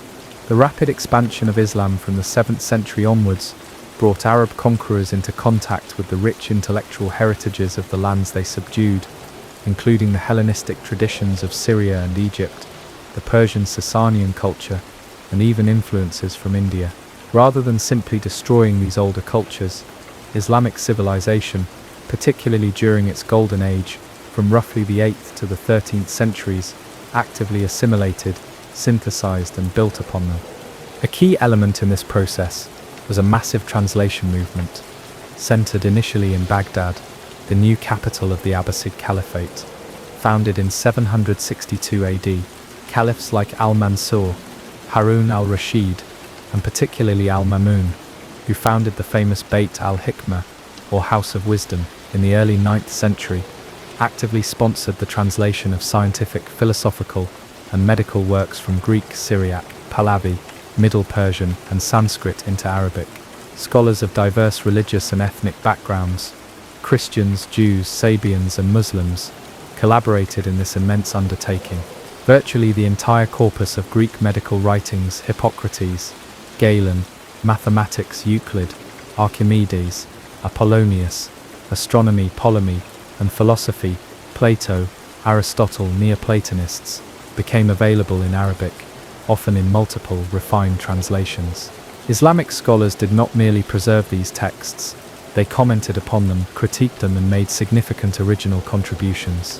Figures like Al-Kindi philosophy, optics, Al-Khwarizmi, algebra, algorithms, his name giving us the latter term, Al-Razi, Razis, medicine, alchemy, Al-Farabi, philosophy, Ibn Sina, Avicenna, medicine, philosophy, his canon of medicine, became a standard textbook in European universities for centuries. Al-Biruni, Indology, Geodesy, and Ibn Rushd, Averroes, philosophy. Aristotelian commentaries represent just a few of the luminaries of this era. Islamic cities like Baghdad, Cordoba, Cairo, Damascus, and Samarkand became major centers of learning, boasting magnificent libraries, observatories, hospitals, and schools, madrasas. A vibrant book culture developed, with public and private libraries, a commercial book trade involving scribes and booksellers, and a high regard for scholarship. Crucially, the Islamic world also adopted and disseminated the technology of papermaking, which they had learned from Chinese prisoners of war captured at the Battle of Talas in 751 AD. Paper mills were established across the Islamic lands, from Samarkand and Baghdad to Syria, Egypt, North Africa, and eventually Islamic Spain. Paper, being significantly cheaper and easier to produce in quantity than parchment, greatly facilitated the proliferation of books and the spread of knowledge within the Islamic civilization. The intellectual riches of the Islamic Golden Age eventually began to filter back into Western Europe, primarily from the 11th century onwards, through various points of contact, most notably Islamic Spain, Al-Andalus, and Sicily. As Christian kingdoms in Spain gradually reconquered territory from Muslim rulers, the Reconquista, cities like Toledo, with its rich multicultural heritage, and libraries containing Arabic manuscripts of Greek classics and original Arab scholarship became major centers for translation. Scholars from across Europe, often Jewish intermediaries fluent in Arabic and Romance languages, flocked to Toledo to translate these works from Arabic into Latin.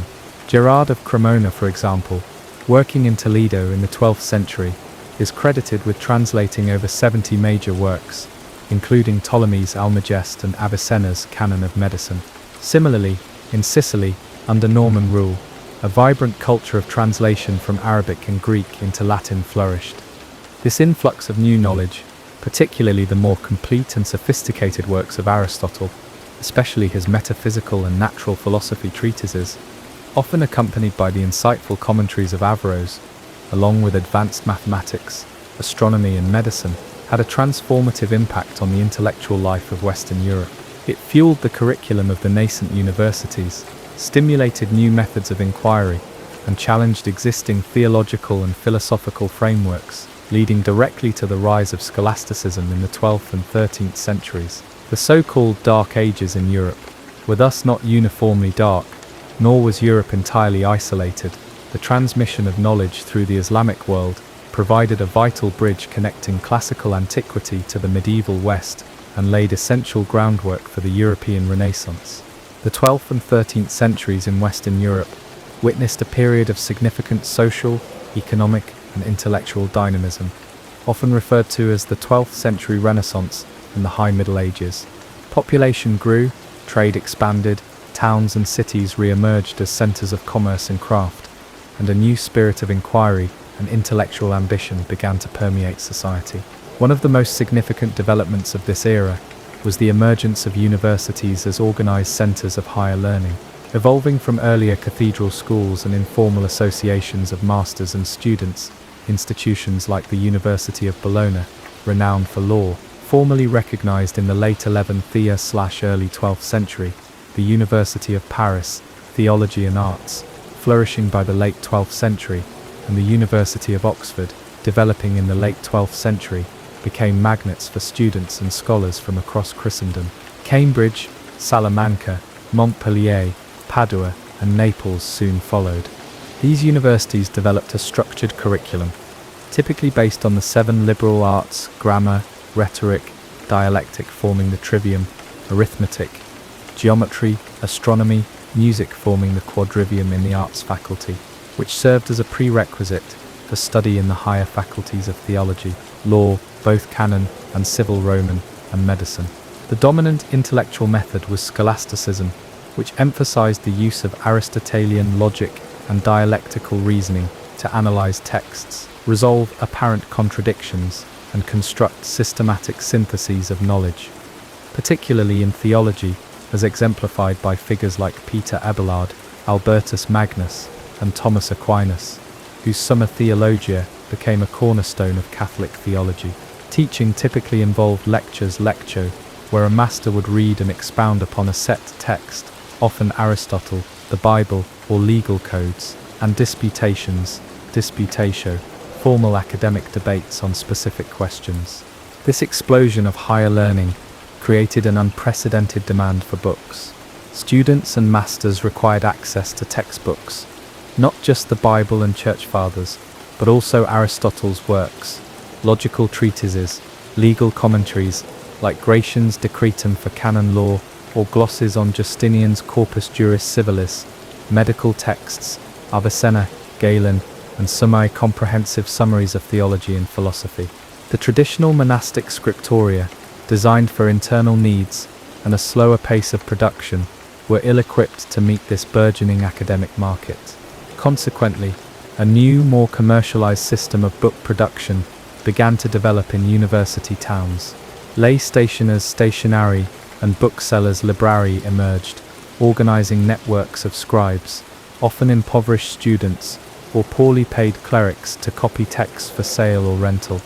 To expedite the copying process and attempt some measure of quality control, the Pisha system was developed, particularly in Paris and Bologna.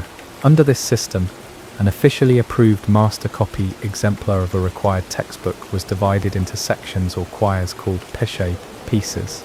These individual pesce could then be hired out simultaneously to multiple scribes, each copying a different section of the same work.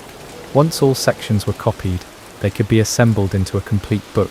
This allowed for faster production of multiple copies, compared to a single scribe copying an entire book sequentially. However, it was still an entirely manual process, and errors could easily be introduced and propagated, especially if the master exemplar itself was flawed or if scribes were careless or worked too hastily under pressure. Despite these efforts, books remained relatively expensive commodities, accessible primarily to institutions, wealthy individuals and scholars who often had to pool resources or rely on borrowing from libraries. Alongside the academic demand for Latin texts, the High Middle Ages also witnessed a significant rise in vernacular literature and a gradual increase in lay literacy, particularly among the nobility and the burgeoning urban merchant and artisan classes. Epic poems like the Chanson de Roland or the Nibelungenlied, chivalric romances, Arthurian legends, lyrical poetry, troubadours and minnesänger, and devotional works began to be written and circulated in the common languages of Europe. Old French, Middle English, Middle High German, Castilian, Italian, etc. This created new audiences for written material beyond the Latin literate clergy and university scholars. Wealthy lay patrons, including noble women, began to commission and collect beautifully illuminated vernacular manuscripts. Figures like Dante Alighieri, writing his Divine Comedy in Italian in the early 14th century, or Geoffrey Chaucer, composing his Canterbury Tales in Middle English in the late 14th century, or Christine de Pizan, a professional woman writer in early 15th century Paris, demonstrate the growing vitality and reach of vernacular literary culture. This broadening of the reading public, however modest by later standards, further increased the underlying demand for books and the dissemination of diverse forms of knowledge and entertainment. The technological landscape related to book production also saw some crucial, albeit slow, developments in the centuries leading up to the 15th. The most important of these was the introduction and gradual spread of paper-making technology from the Islamic world into Christian Europe. Paper, made from pulped vegetable fibers, initially linen rags in Europe, had been invented in China centuries earlier. The Arabs learned the technique in the 8th century and established paper mills across their empire. Paper reached Islamic Spain by the 10th or 11th century, and from there, the technology slowly crossed into Christian Europe. The first documented paper mill in Christian Spain appeared in Játiva around 1150. Italy became a major center of paper making in the 13th century, particularly in towns like Fabriano, which introduced innovations such as watermarks and improved methods of sizing. From Italy, paper making spread to France and Germany in the 14th century. Paper offered a significantly cheaper alternative to parchment, though it was initially viewed with some suspicion regarding its durability. Its increasing availability and affordability, however, were essential prerequisites for any future technology that aimed at mass-producing texts. A book written on paper was considerably less expensive to produce than one on parchment, simply in terms of raw material costs. Another technology that existed, though its application to extensive text reproduction in Europe was limited before the mid-15th century, was xylography, or block printing. This technique, also originating in China, involved carving an image or a page of text in relief onto a wooden block, inking the block, and then pressing it onto paper or fabric. In Europe, from the late 14th and early 15th centuries, block printing was used primarily for producing religious images, often with short captions, playing cards, and occasionally short devotional texts, or elementary grammars known as block books. While useful for these limited applications, carving an entire page of text onto a wooden block was laborious. The block would wear out or crack with repeated use, and it was impractical for producing lengthy or complex texts. Crucially, a new block had to be carved for every new page. It was not a solution for the flexible and efficient reproduction of diverse textual material. By the early 15th century, the intellectual and social conditions in many parts of Europe, particularly in Italy and the Rhine Valley, were ripe for a breakthrough in information technology. The early Renaissance, or Italian humanism, was in full swing, characterized by a renewed passion for classical antiquity. a critical approach to texts, and a desire to recover and disseminate accurate editions of Greek and Roman authors. Figures like Petrarch and Poggio Bracciolini had scoured monastic libraries, unearthing lost or forgotten classical manuscripts. The demand for these texts, as well as for contemporary humanist writings, legal codes, religious works, and vernacular literature, was steadily growing. Universities were flourishing, literacy rates among the laity were slowly rising, and a vibrant urban commercial culture was creating new wealth and new audiences for information. Yet the production of books remained tethered to the slow, laborious and error-prone process of manual copying by scribes. A manuscript book was still a luxury item, its cost prohibitive for many. The dissemination of new ideas or updated information was agonizingly slow. The errors introduced by generations of scribal copying often corrupted texts, making the quest for accurate versions a constant challenge for scholars. The existing system, even with the efficiencies of the Pisher system and the availability of paper, simply could not keep pace with the burgeoning intellectual appetite of the age. There was a palpable, if often unarticulated, need for a faster, cheaper, and more reliable method of reproducing texts in quantity. The technical challenges were considerable. Any new system for an alphabetic script, like Latin, would require the ability to create a large number of identical, durable, individual letter forms, movable type, that could be assembled into lines and pages, locked into a frame, inked, and then impressed onto paper. This involved expertise in metallurgy, to find a suitable alloy for the type that was hard enough to endure pressure, but soft enough to be cast precisely, engraving, to create the punches and matrices for casting the type, and press mechanics, to adapt or invent a press capable of applying even and sufficient pressure for a clean impression. Furthermore, a suitable ink was needed, one that would adhere well to metal type and transfer effectively to paper, different from the water-based inks used by scribes. The stage was thus set. Across Europe, particularly in the bustling towns of the Rhine Valley, centres of metalworking, trade, wine production, with its screw presses, and a dynamic spirit of urban innovation, various minds were undoubtedly grappling with aspects of this complex problem. The world held its breath, unknowingly, for a convergence of existing technologies and a spark of inventive genius. The centuries of painstaking manual transmission, from the quiet monastic scriptoria of the early Middle Ages to the busy stationers' shops of the university towns, had not only preserved the precious legacy of the written word, but had also cultivated an undeniable hunger for knowledge and a profound appreciation for the power of texts. This long, slow burn of scribal culture had laid the essential groundwork, creating an intellectual and societal readiness for a technological leap that would amplify the power of the word beyond all previous imagining, fundamentally altering the course of human civilization. The age of the scribe, so rich and enduring in its contributions, was on the cusp of yielding to the age of print and to the transformative vision taking shape in the workshop of a goldsmith from Mainz. The quiet rustle of the quill on parchment was about to be overwhelmed by the rhythmic clatter of Johannes Gutenberg's press. As the first millennium of the Common Era gave way to the second, the vast Eurasian landmass presented a complex mosaic of civilizations, empires, and tribal confederations, each possessing unique strengths and inherent fragilities. From the sophisticated, urbanized societies of Song Dynasty China in the Far East to the turbulent, faith-driven polities of the Islamic heartlands in Persia and the Near East, and the nascent Christian kingdoms of Europe, humanity was engaged in a ceaseless dance of creation, conflict, and cultural exchange. Great cities flourished as centers of commerce, learning, and religious devotion. Intricate trade routes, both overland and maritime, crisscrossed the continents, carrying not only goods, but also ideas, technologies, and diseases. Yet, beneath this veneer of established order and burgeoning interconnectedness lay deep-seated rivalries, internal schisms, and the ever-present tension between sedentary agricultural societies and the nomadic peoples who roamed the great steppes and deserts that formed the continent's core.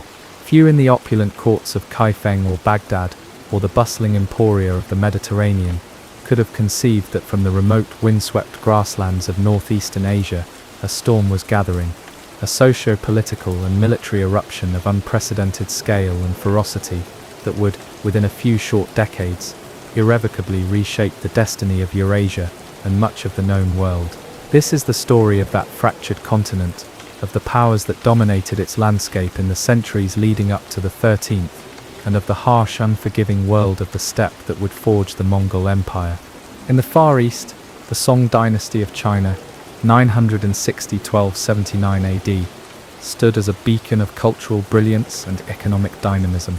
Having reunified much of China after the fragmentation of the Tang dynasty and the ensuing period of the 5 dynasties and 10 kingdoms, the Song presided over an era of remarkable technological innovation, commercial expansion, and artistic refinement. It was during the Song that gunpowder was first truly weaponized, though primarily in siege warfare and incendiary devices rather than cannons.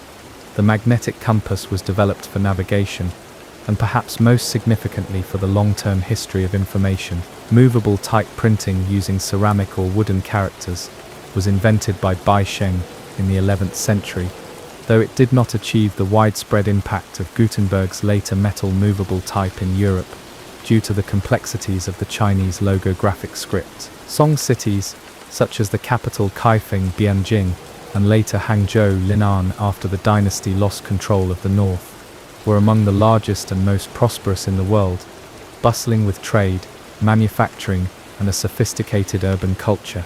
Confucian scholarship flourished, leading to the rise of Neo-Confucianism, which would profoundly shape East Asian thought for centuries. Landscape painting reached unparalleled heights of aesthetic achievement, and delicate porcelain wares were prized far and wide.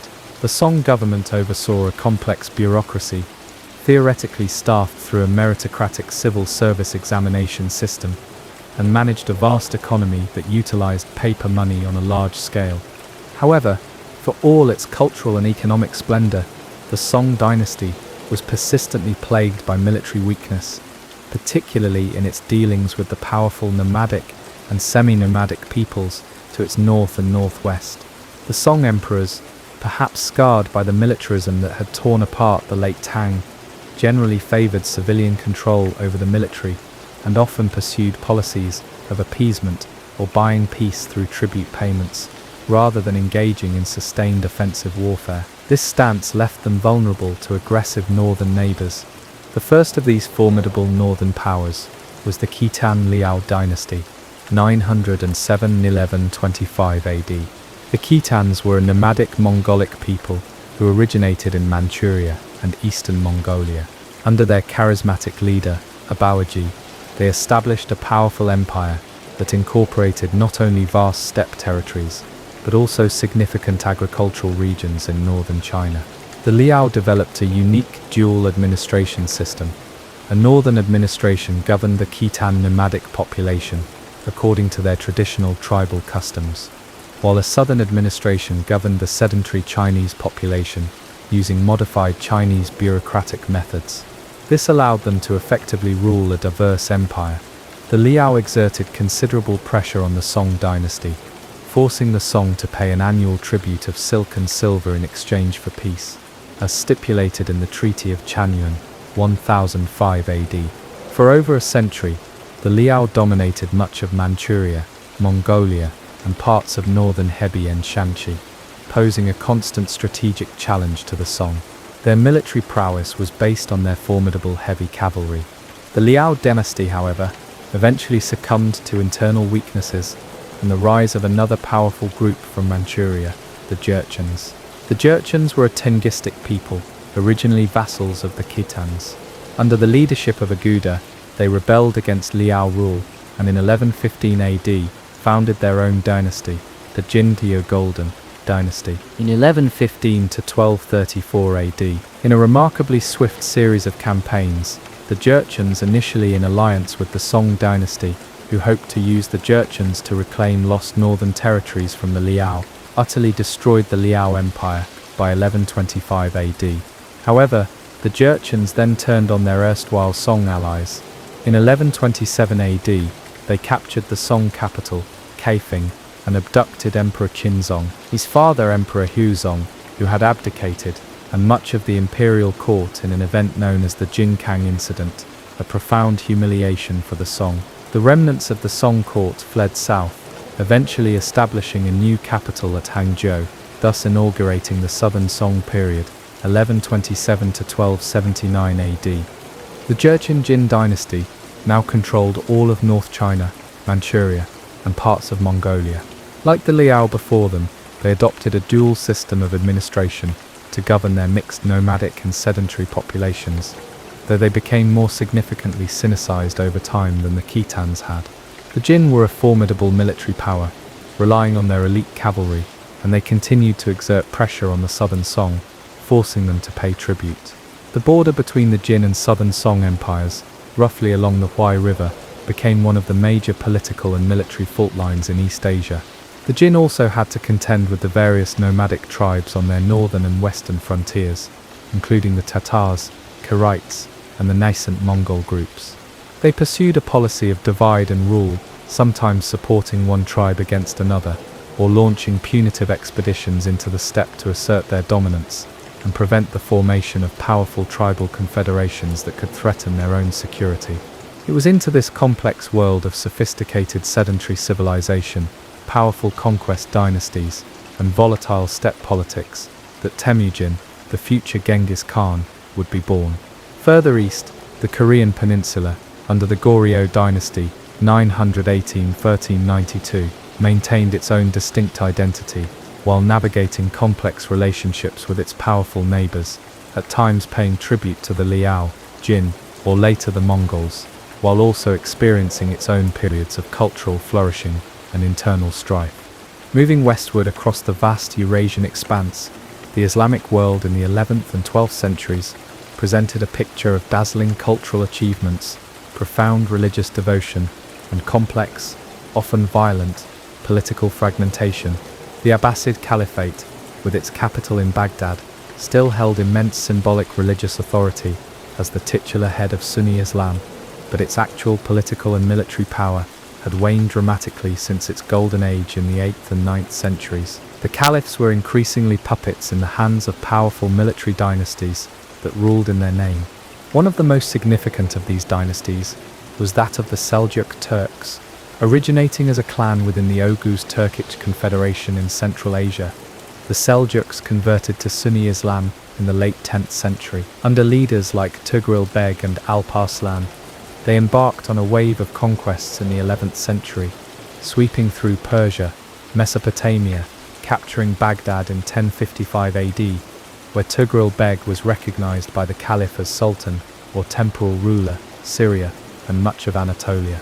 The Seljuk victory over the Byzantine army at the Battle of Manzikert in 1071 AD, where Emperor Romanos IV Diogenes was captured, was a pivotal moment, opening up Anatolia to Turkic settlement and fundamentally altering the balance of power between Byzantium and the Islamic world. The Great Seljuk Empire, at its zenith, stretched from Central Asia to the Aegean Sea.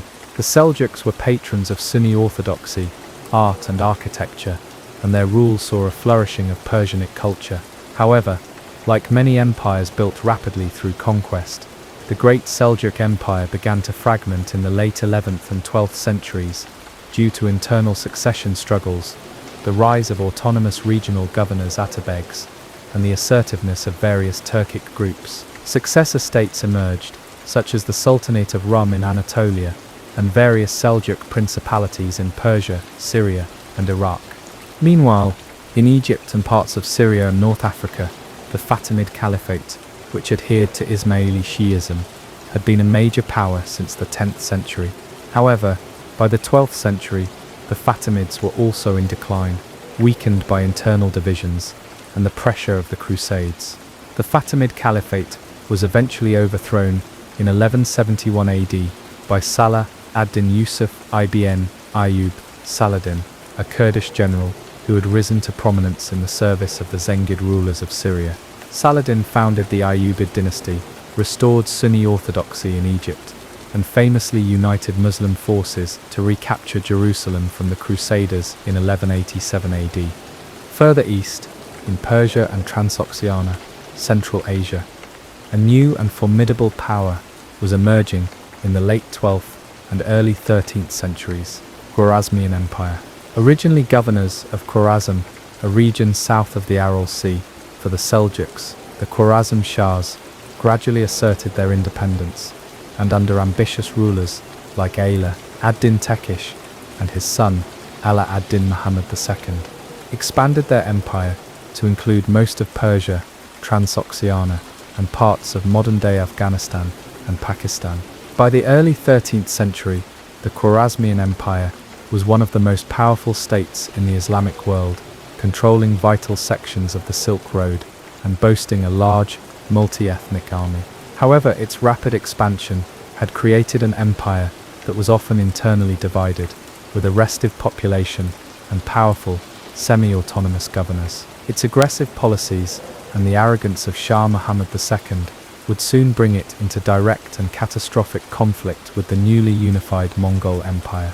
The arrival of the First Crusade in the Levant in 1096 to 1099 AD, and the subsequent establishment of Latin Crusader states, the Kingdom of Jerusalem, County of Tripoli, Principality of Antioch, County of Edessa, had introduced a new and disruptive element into the already complex political landscape of the Near East. From the perspective of the Islamic powers, the Crusaders al-Franj were uncouth barbarian invaders, though their military effectiveness, particularly their heavy cavalry charges, was initially difficult to counter. The Crusades provoked a response in the form of jihad, holy struggle, and contributed to the rise of leaders like Nur ad-Din Zangi and Saladin, who sought to unite Muslim forces against the invaders. While the Crusader states were relatively small and often preoccupied with their own internal rivalries, their presence along the Mediterranean coast significantly impacted regional trade, diplomacy, and warfare for nearly 2 centuries, diverting resources and attention that might otherwise have been focused on internal consolidation or other frontiers. They represented a persistent Western European military presence in the heart of the Islamic world, a world that was itself a patchwork of competing dynasties and theological outlooks, largely unaware of the far greater upheaval that was about to emanate from the distant steppes. The vast steppes and northern forests of Inner and Central Asia, stretching from Manchuria in the east to the Black Sea in the west, formed a world apart, yet one profoundly interconnected with the great sedentary civilizations that bordered it. This immense region was home to a multitude of nomadic and semi-nomadic peoples, primarily of Turkic, Mongolic, and Tungistic linguistic stock. Their way of life, dictated by the arid climate and sparse vegetation of the grasslands, was pastoral nomadism, a constant movement in search of pasture and water for their herds of horses, cattle, sheep, goats, and camels. These animals provided their sustenance, meat, milk, hides, and their wealth. The horse was central to their culture and military prowess, giving them unparalleled mobility and a formidable advantage in warfare. Societal structure was typically based on kinship, organized into families, clans, tribes, and occasionally larger tribal confederations. Leadership was often charismatic and based on military success, though hereditary principles also played a role. Endemic warfare was a constant feature of steppe life: raids for livestock, competition for grazing lands, feuds between clans, and larger conflicts between tribal groups. Alliances were fluid and often opportunistic.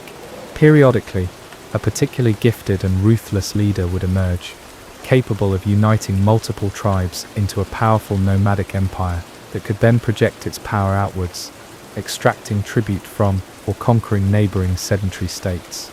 The Xiongnu, contemporaries of Han Dynasty China, the various Turkic Khaganate, such as the Gök Turks, who dominated much of Central Asia from the 6th to 8th centuries, the Uyghur Khaganate, and more recently the Khitan Liao, were all examples of such steppe empires that had risen and fallen, their memory preserved in oral traditions and the chronicles of the civilizations they had impacted. Among the prominent nomadic groups in the Mongolian steppe region in the late 12th century were the Tatars, a powerful Turkic or Mongolic confederation to the east. Traditional enemies of the Mongols, the Rites, a Turkic, possibly Nestorian Christian, group centered in central Mongolia, led by Tughrul Khan, also known as Wang Khan. The Naimans, another powerful Turkic or Mongolic confederation to the west, also with Nestorian Christian influences. The Merkits, a Mongolic tribe to the north, near Lake Baikal, and various smaller Mongol tribes and clans, including the Taichud, Jurkin, and the Borijin clan, into which Temujin was born. These groups were constantly engaged in a complex interplay of alliances, rivalries, and warfare. The Jurkin Jin dynasty in North China often sought to manipulate these tribal conflicts to its own advantage, preventing any single group from becoming too powerful, a policy they referred to as using barbarians to control barbarians. Further north, in the taiga forests bordering the steppe, lived various forest peoples, such as the Uriankai, who practiced hunting and gathering alongside some pastoralism, and often interacted with the steppe nomads through trade, tribute, or conflict. To the west, across the vast Kipchak steppe, stretching from modern Kazakhstan to Ukraine, Turkic groups like the Cumans Kipchaks and Pechenegs pressed against the frontiers of Kievan Rus, the Byzantine Empire, and the kingdoms of Eastern Europe, engaging in a similar pattern of raids, alliances, and trade. The principalities of Kievan Rus, themselves often disunited, maintained a fluctuating defensive line along their southern frontier, punctuated by periods of intense conflict and uneasy coexistence with these nomadic neighbors. The environment of the Mongolian steppe itself was harsh and unforgiving. Vast, open grasslands were subject to extreme temperatures, scorching summers and bitterly cold winters, with heavy snowfall, dud that could decimate livestock herds and bring starvation. Resources were scarce, and life was a constant struggle for survival. This environment bred a people who were exceptionally resilient, self-reliant, skilled in horsemanship and archery from a young age, and accustomed to hardship and violence. Loyalty to one's kin group and to a chosen leader was paramount, as was the ability to endure betrayal and exact revenge. It was a world where strength, cunning, and charisma could elevate an individual from obscurity to great power, but where that power was always precarious.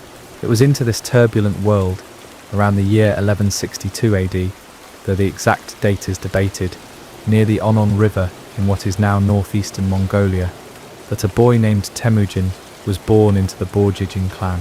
His father, Yesugei, was a minor chieftain who had managed to forge a small tribal alliance. According to the secret history of the Mongols, the primary, though complex and partly legendary source for early Mongol history, Temujin's birth was auspicious, as he was said to have been born clutching a blood clot in his right fist, a traditional sign of a future warrior and leader. However, his early life was marked by profound hardship and adversity. When Temujin was still a boy, perhaps around 9 years old, his father Yesugei was poisoned by Tatars while returning from arranging a betrothal for Temujin with Berta of the Ongarat tribe. Following Yesugei's death, his small band of followers deserted his family, leaving his widow Holin and her young children, including Temujin, to fend for themselves in extreme poverty and isolation. They survived by foraging for roots and hunting small game. Temujin experienced firsthand the brutality and treachery of steppe politics. He was captured and enslaved by the Taichud tribe, former allies of his father, but managed to escape. He slowly began to gather a small following, aided by his charisma, his determination, and the crucial support of his fathers and a sworn brother or blood brother, Tughrul Khan of the powerful Karaite tribe, who had been an ally of Yesugei. He also fulfilled his betrothal and married Berti, but soon after, she was abducted by the Merkit tribe in a raid, an act of revenge for an earlier abduction of Yesugei's mother by a Merkit. With the help of Tughrul Khan and another rising young Mongol leader, Jamukha of the Jadaran clan, who became Temujin's Anda, but later his chief rival, Temujin, rescued Berti. These early struggles forged Temujin's character, instilling in him a ruthless determination to survive, a deep understanding of tribal dynamics, and an ambition not merely to restore his father's position, but to unify all the warring Mongol and Turkic tribes under his sole command. He began to attract a diverse following of warriors, drawn to his military prowess, his generosity to loyal followers, and his reputation for unwavering resolve. He broke with traditional step practice by promoting individuals based on merit and loyalty rather than solely on kinship, and by distributing spoils of war more equitably among his followers rather than concentrating them in the hands of the nobility. His relationship with Jamuka, initially one of close friendship and alliance, eventually soured into bitter rivalry, as their differing views on leadership and tribal organization. Jamuka favored traditional aristocratic structures, while Temujin was building a more centralized merit-based system, became irreconcilable. Several major conflicts ensued between them over the course of nearly 2 decades. From the late 1180s to the early 1200s, Temujin engaged in a series of complex and often brutal campaigns, forging alliances, breaking them, and systematically defeating his rivals. He subdued the Jurchen, fought against the Tatars, with the aid of Togrul Khan and the Jin dynasty, who sought to punish the Tatars, and eventually clashed with and defeated his former patron, Togrul Khan of the Rites in 1203, who had grown wary of Temujin's rising power and had allied with Jamuka against him. His final major rivals were the Naiman Confederation in western Mongolia, also a powerful group with Nestorian Christian influences, whom he decisively defeated in 1204. Jamuka, who had allied with the Naimans, was captured and, according to the secret history, was granted an honorable death without shedding blood at his own request, though other accounts suggest a more brutal end. By 1205, Temujin had effectively eliminated all major opposition and had brought the vast majority of the Mongolic and Turkic peoples of the Mongolian steppe, the peoples of the felt-walled tents, under his unified command. This was an achievement of extraordinary magnitude, as the steppe had long been characterized by endemic disunity and intertribal warfare. He had not merely formed a temporary tribal confederation, but had laid the foundations for a new kind of steppe state, one based on a centralized military and administrative structure, a unified legal code, and absolute loyalty to his person. The culmination of this decades-long struggle for unification came in the spring of 1206 AD. Temujin summoned a great Kurultai, an assembly of all the Mongol and allied chieftains, held at the headwaters of the Onon River in his ancestral homeland. At this historic gathering, amidst great feasting and ceremony, the assembled nobles formally acknowledged Temujin as the supreme ruler of all the steppe peoples. He was proclaimed Genghis Khan or Chinggis Khan. The precise meaning of this title is debated by scholars. It may mean oceanic ruler or universal ruler, signifying the vastness of his power and ambition, or perhaps fierce, strong ruler. Whatever its exact etymology, it was a title that would soon strike terror and awe across the known world. At this Kurultai of 1206, Genghis Khan did more than just accept a new title. He formally proclaimed the establishment of the Yiki Mongol Ulu's Great Mongol Nation or state. He promulgated a new legal code, the Yasa or Jasa, though its exact contents are not fully preserved.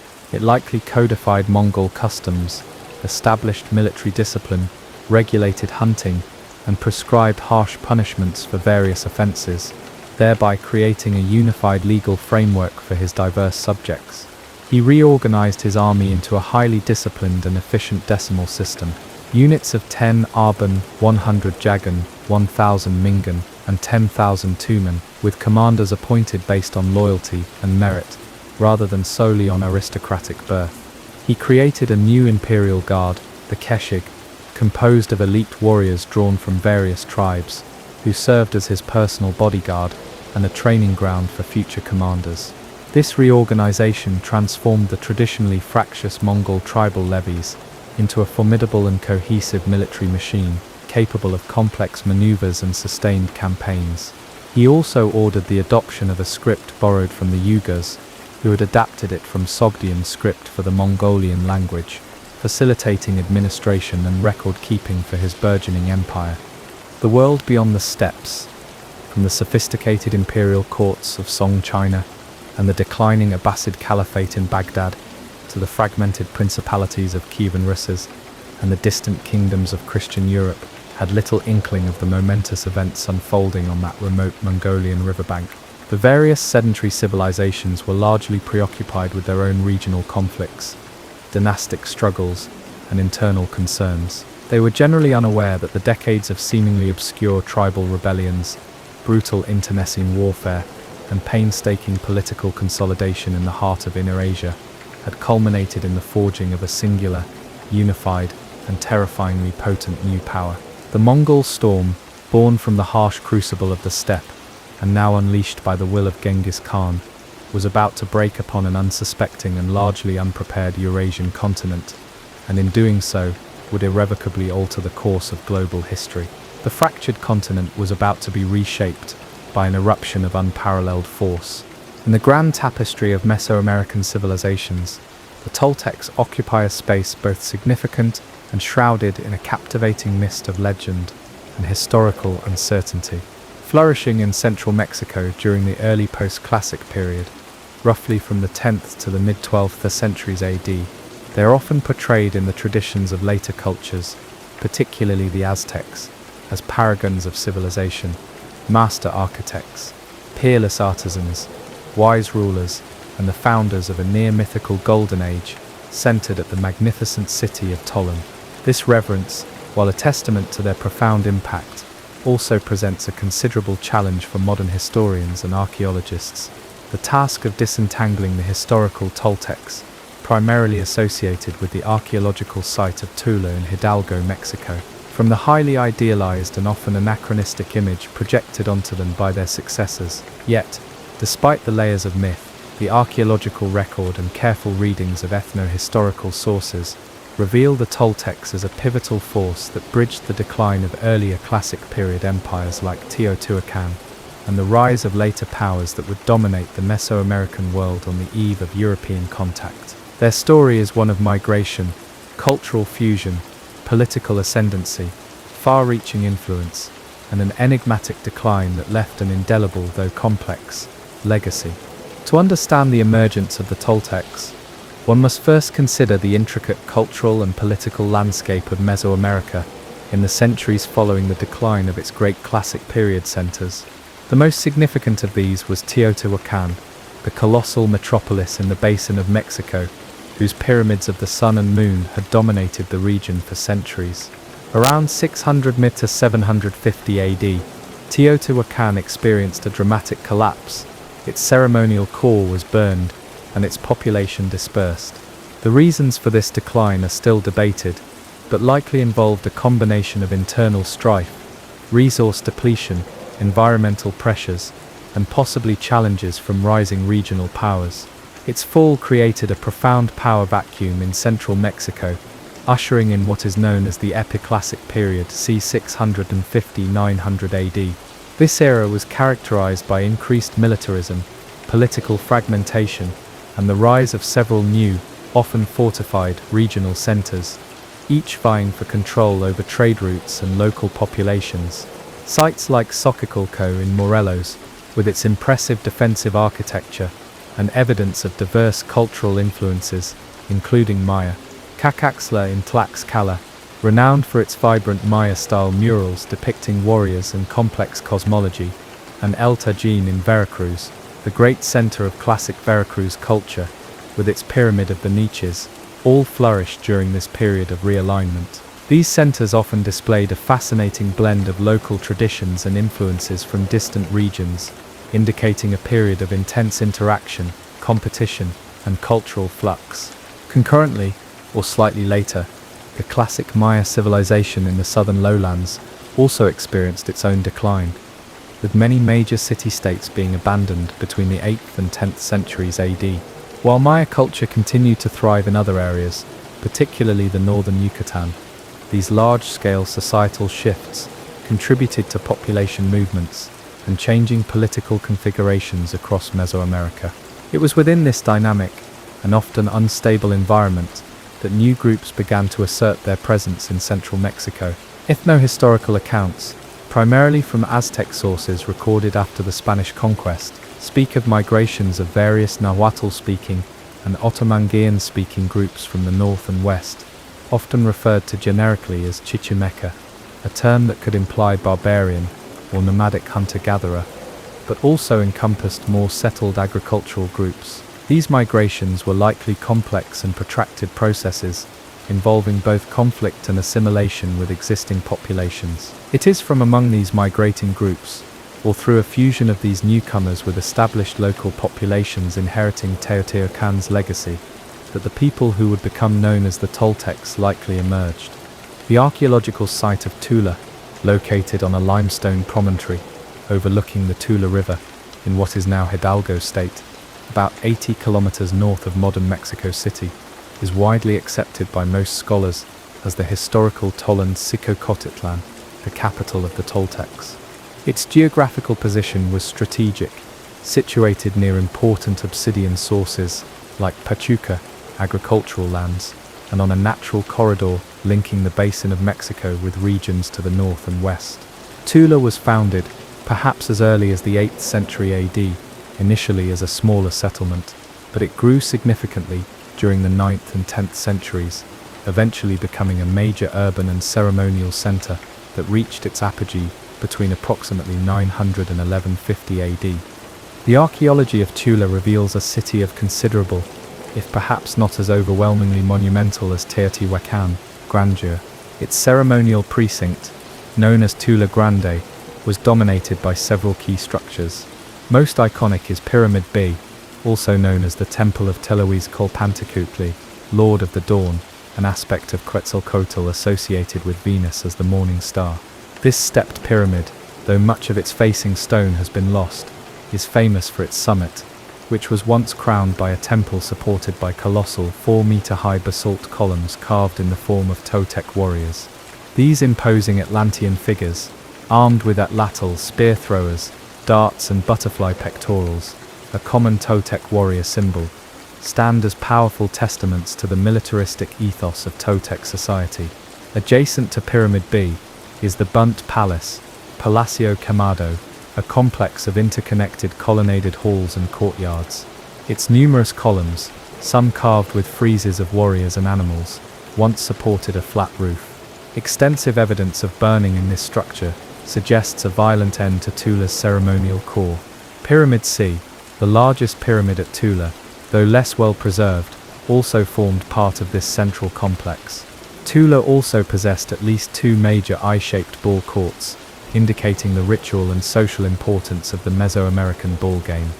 Beyond the ceremonial center, residential areas spread out, housing a diverse population that likely included rulers, priests, warriors, artisans, merchants, and farmers. Craft production was significant at Tula. The city was a major center for the working of obsidian, particularly the highly valued green obsidian from the nearby Pachuca source, which was fashioned into blades, projectile points, and ritual objects. Ceramic production was also important, with distinctive styles such as Coyotl ware in its earlier phases, and later the highly recognizable mazapa and plumbate wares. Plumbate ware, a vitrified, almost metallic-looking ceramic, was widely traded across Mesoamerica during the early post-classic, and is often considered a hallmark of Toltec-related trade networks, though its primary production center was likely on the Pacific coast of Guatemala and Chiapas. The presence of exotic goods at Tula, such as turquoise from the American Southwest, jade from the Maya region, and marine shells from both the Pacific and Gulf coasts, attests to its participation in extensive long-distance trade networks. The art and iconography of Tula are particularly revealing of Toltec ideology. Militaristic themes are pervasive. Processions of warriors in relief carvings, depictions of eagles and jaguars representing warrior orders, devouring human hearts, and images of coyotes and feathered serpents. The Atlantean columns of Pyramid B are prime examples of this warrior cult. Another distinctive Toltec sculptural form is the chacmal, a reclining figure holding a vessel on its stomach, believed to have been used for offerings, possibly including human hearts. The feathered serpent, Quetzalcoatl, is a prominent deity in Toltec iconography, appearing in relief carvings and as architectural elements, for example, serpent columns. The use of colonnaded halls, salas hypostulas, was a significant architectural innovation popularized by the Toltecs, allowing for the creation of large, covered interior spaces. The nature and extent of the Toltec Empire, or sphere of influence, remain subjects of considerable scholarly debate. Traditional interpretations, heavily influenced by Aztec accounts that portrayed Tollan as the capital of a vast empire, envisioned the Toltecs as military conquerors who dominated much of central Mexico and beyond. However, the archaeological evidence for direct Toltec military conquest and administration over a wide area is not always clear-cut. Some scholars argue for a more limited centralized state, centered on Tula, whose influence was projected through a combination of military prowess, control of key trade routes, especially for obsidian and plumbate ware, and the prestige of its religious cults, particularly that of Quetzalcoatl. Others suggest that Toltec might have been more of a cultural horizon or a prestigious artistic and architectural style that was adopted or emulated by various polities across Mesoamerica, rather than indicating direct political control from Tula. The most compelling and also most debated evidence for far-reaching Toltec influence comes from Chichen Itza, the great Maya city in the northern Yucatan Peninsula, which flourished between the 9th and 13th centuries AD. Chichen Itza exhibits a remarkable fusion of Maya and Central Mexican, specifically Toltec-like architectural and iconographic styles. Structures such as the Temple of the Warriors, with its colonnaded halls and warrior reliefs, El Castillo, Pyramid of Kukulkan being the Yucatec Maya equivalent of Quetzalcoatl, the group of the 1,000 columns, and the presence of Chacmuls and Atlantean figures bear striking resemblances to those found at Tula. This Toltec Maya phenomenon has been variously interpreted as the result of a direct Toltec military conquest of Chichen Itza, the migration of Toltecized Maya groups to Chichen Itza, the arrival of Toltec elite groups who established themselves as rulers, or a more complex process of shared cultural development and elite interaction between the two centers. Regardless of the precise mechanism, the connection is undeniable and points to a significant Toltec presence or influence extending far beyond central Mexico. Toltec-style artifacts and influences have also been noted at sites in Guatemala, El Salvador, and along the Pacific coast, suggesting the broad reach of their cultural and commercial networks. It is also possible that Tollan, a Nahuatl word meaning place of reeds, often used to denote a great city or center of civilization, became an archetype or a prestigious place name adopted by various centers seeking to associate themselves with the aura of high culture and legitimate rule, further complicating the identification of the specific influence of Tula. Central to the Toltec narrative, though deeply interwoven with myth and legend, are the figures of their rulers, particularly C.E. Acatl Quetzalcoatl. According to ethno-historical accounts, primarily Aztec chronicles like the Annals of Cuautitlan and Sahagun's Florentine Codex, Tepiltzin Quetzalcoatl was a wise and benevolent priest-king who founded or greatly embellished Tollan. He was associated with peace, learning, the arts, especially featherworking and metallurgy, though the latter is anachronistic for Tula's main period, and the promotion of the cult of Quetzalcoatl, the feathered serpent deity. He is said to have opposed human sacrifice, favoring offerings of snakes, birds, and butterflies. However, his reign was supposedly brought to an end through the machinations of his rivals, followers of the sky god Tezcatlipoca, the unsmoking mirror, a deity associated with warfare, sorcery, and fate. According to legend, Tezcatlipoca tricked Tepiltzin Quetzalcoatl into drunkenness and incest, shaming him and forcing him to abandon Tollan. He is said to have journeyed eastwards towards the Gulf Coast, where he either immolated himself and ascended to become the morning star, Venus, or set sail on a raft of serpents, promising one day to return from the east. A prophecy that would later profoundly influence Aztec Emperor Moctezuma II's perception of the arrival of Hernan Cortés and the Spanish conquistadors. Disentangling the historical ruler, or rulers named Tepiltzin, from the multifaceted deity Quetzalcoatl is a major challenge for historians. Quetzalcoatl was an ancient Mesoamerican deity with roots stretching back to Teotihuacan and even Olmec times. It is likely that one or more influential Toltec rulers adopted the deity's name and attributes as part of their title and religious persona, and their life stories became conflated with the god's mythology. Another significant, possibly later, Toltec ruler mentioned in some chronicles is Huamak, whose reign is often associated with droughts, famines, internal strife, and the eventual decline or abandonment of Tolan. These legendary accounts, while not straightforward history, likely reflect genuine political and religious struggles within Toltec society. Based on archaeology and ethnohistory, Toltec society appears to have been hierarchical.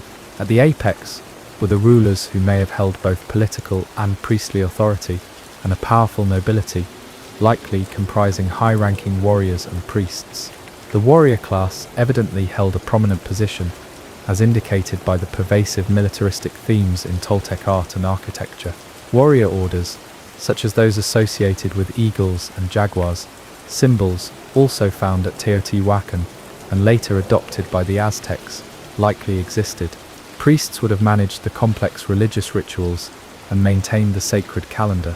Below these elites were artisans skilled in obsidian working, ceramics, featherworking, and possibly metallurgy in later phases or through trade, merchants who facilitated long-distance trade, and a large base of commoners, primarily farmers who cultivated maize, beans, squash, chili peppers, and other Mesoamerican staples, likely employing irrigation techniques in the relatively dry environment around Tula.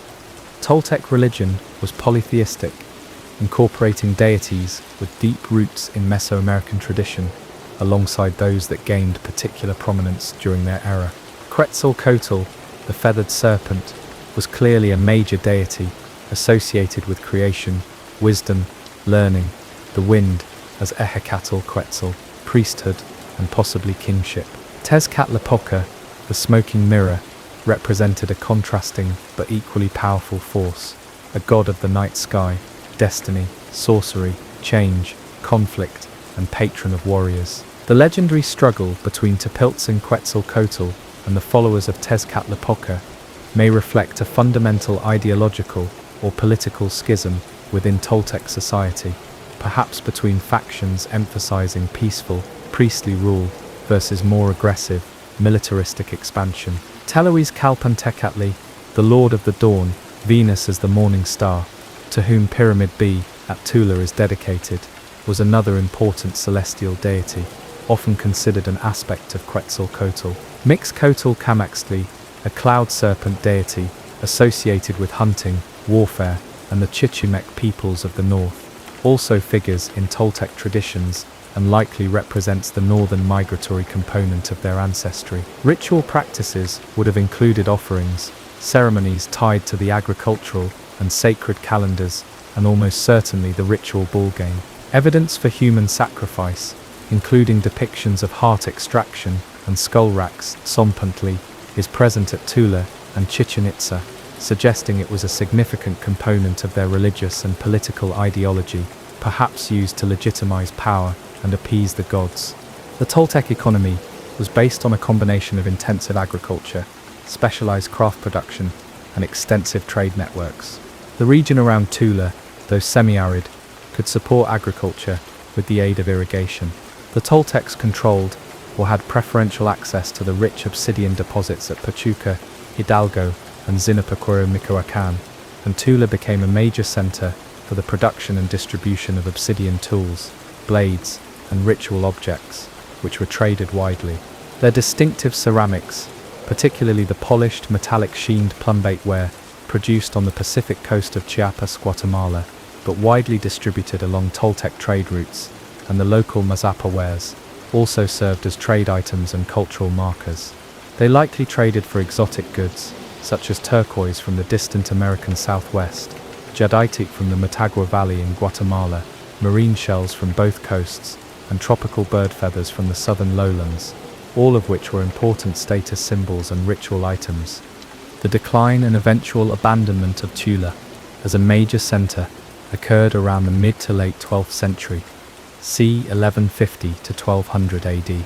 Archaeological evidence, particularly the extensive burning of the ceremonial precinct, For example, the burnt palace, the temple of the morning star, points to a violent end, though whether this was due primarily to internal conflict, external invasion, or a combination of factors is still debated. Several causes for Tula's decline have been proposed. Internal strife and factionalism, perhaps reflected in the legends of the conflict between Topiltzin-Quetzalcoatl and Tezcatlipoca, may have fatally weakened the state. External pressures from other Chichimek groups migrating from the north, who may have initially served as mercenaries or allies, but later turned against their Toltec overlords, are also frequently cited. Environmental factors, such as prolonged droughts leading to agricultural failure and famine in the semi-arid region around Tula, could have exacerbated social and political tensions. The disruption of critical long-distance trade routes that supplied Tula with essential goods and tribute might also have undermined its economic base and political authority. Whatever the precise causes, the collapse of Tula led to a Toltec diaspora, with groups of Toltecs, or people claiming Toltec heritage, reportedly migrating to other parts of Mesoamerica, including the basin of Mexico, Cholula, and possibly further afield into the Maya region in Central America. These migrating groups carried with them elements of Toltec culture, art, religion, and political ideology, contributing to the complex cultural landscape of the post-classic period. The fall of Tula created another power vacuum in central Mexico, similar to the one that followed the decline of Teotihuacan centuries earlier. This ushered in a period of increased political fragmentation and competition among numerous smaller city-states and ethnic groups in the basin of Mexico and surrounding regions.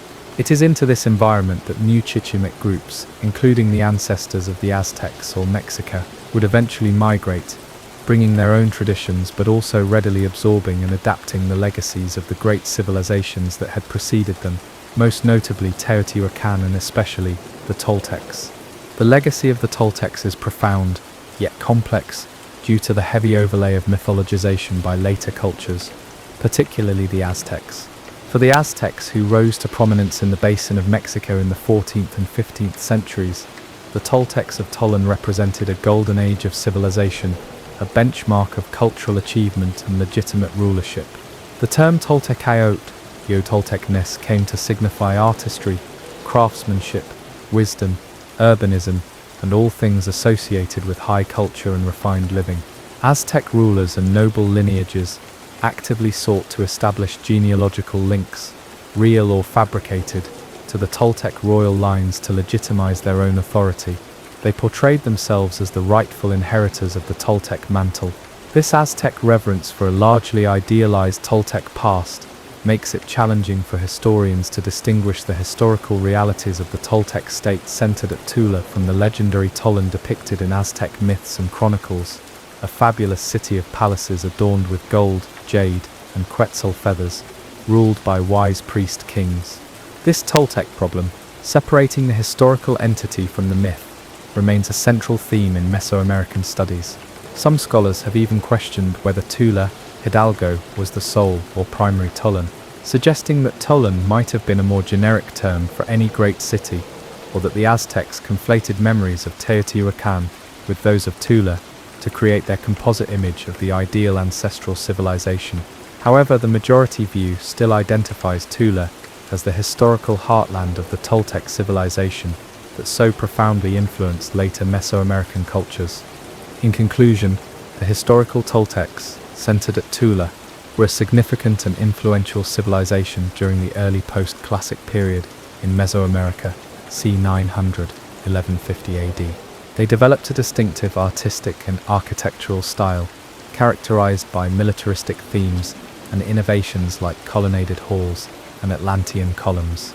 They participated in and likely controlled extensive trade networks, and their cultural influence, if not always direct political control, extended over a wide area, most notably evidenced at Chichen Itza. Their society was hierarchical, with a strong warrior ethos, and their religion involved a complex pantheon of deities, including Quetzalcoatl and Tezcatlipoca, whose mythical conflict may reflect real historical divisions. The decline and abandonment of Tula around the mid-12th century did not signify the end of Toltec influence. Instead, it led to a diaspora, and more importantly, the transformation of the Toltecs into a powerful symbol and legitimizing ideal for subsequent Mesoamerican states, particularly the Aztecs. The fall of Tula created a void in the political landscape of central Mexico and scattered the seeds of its potent cultural heritage. The memory of Tollan, whether as a specific historical city or as an archetype of sophisticated urban life and legitimate power,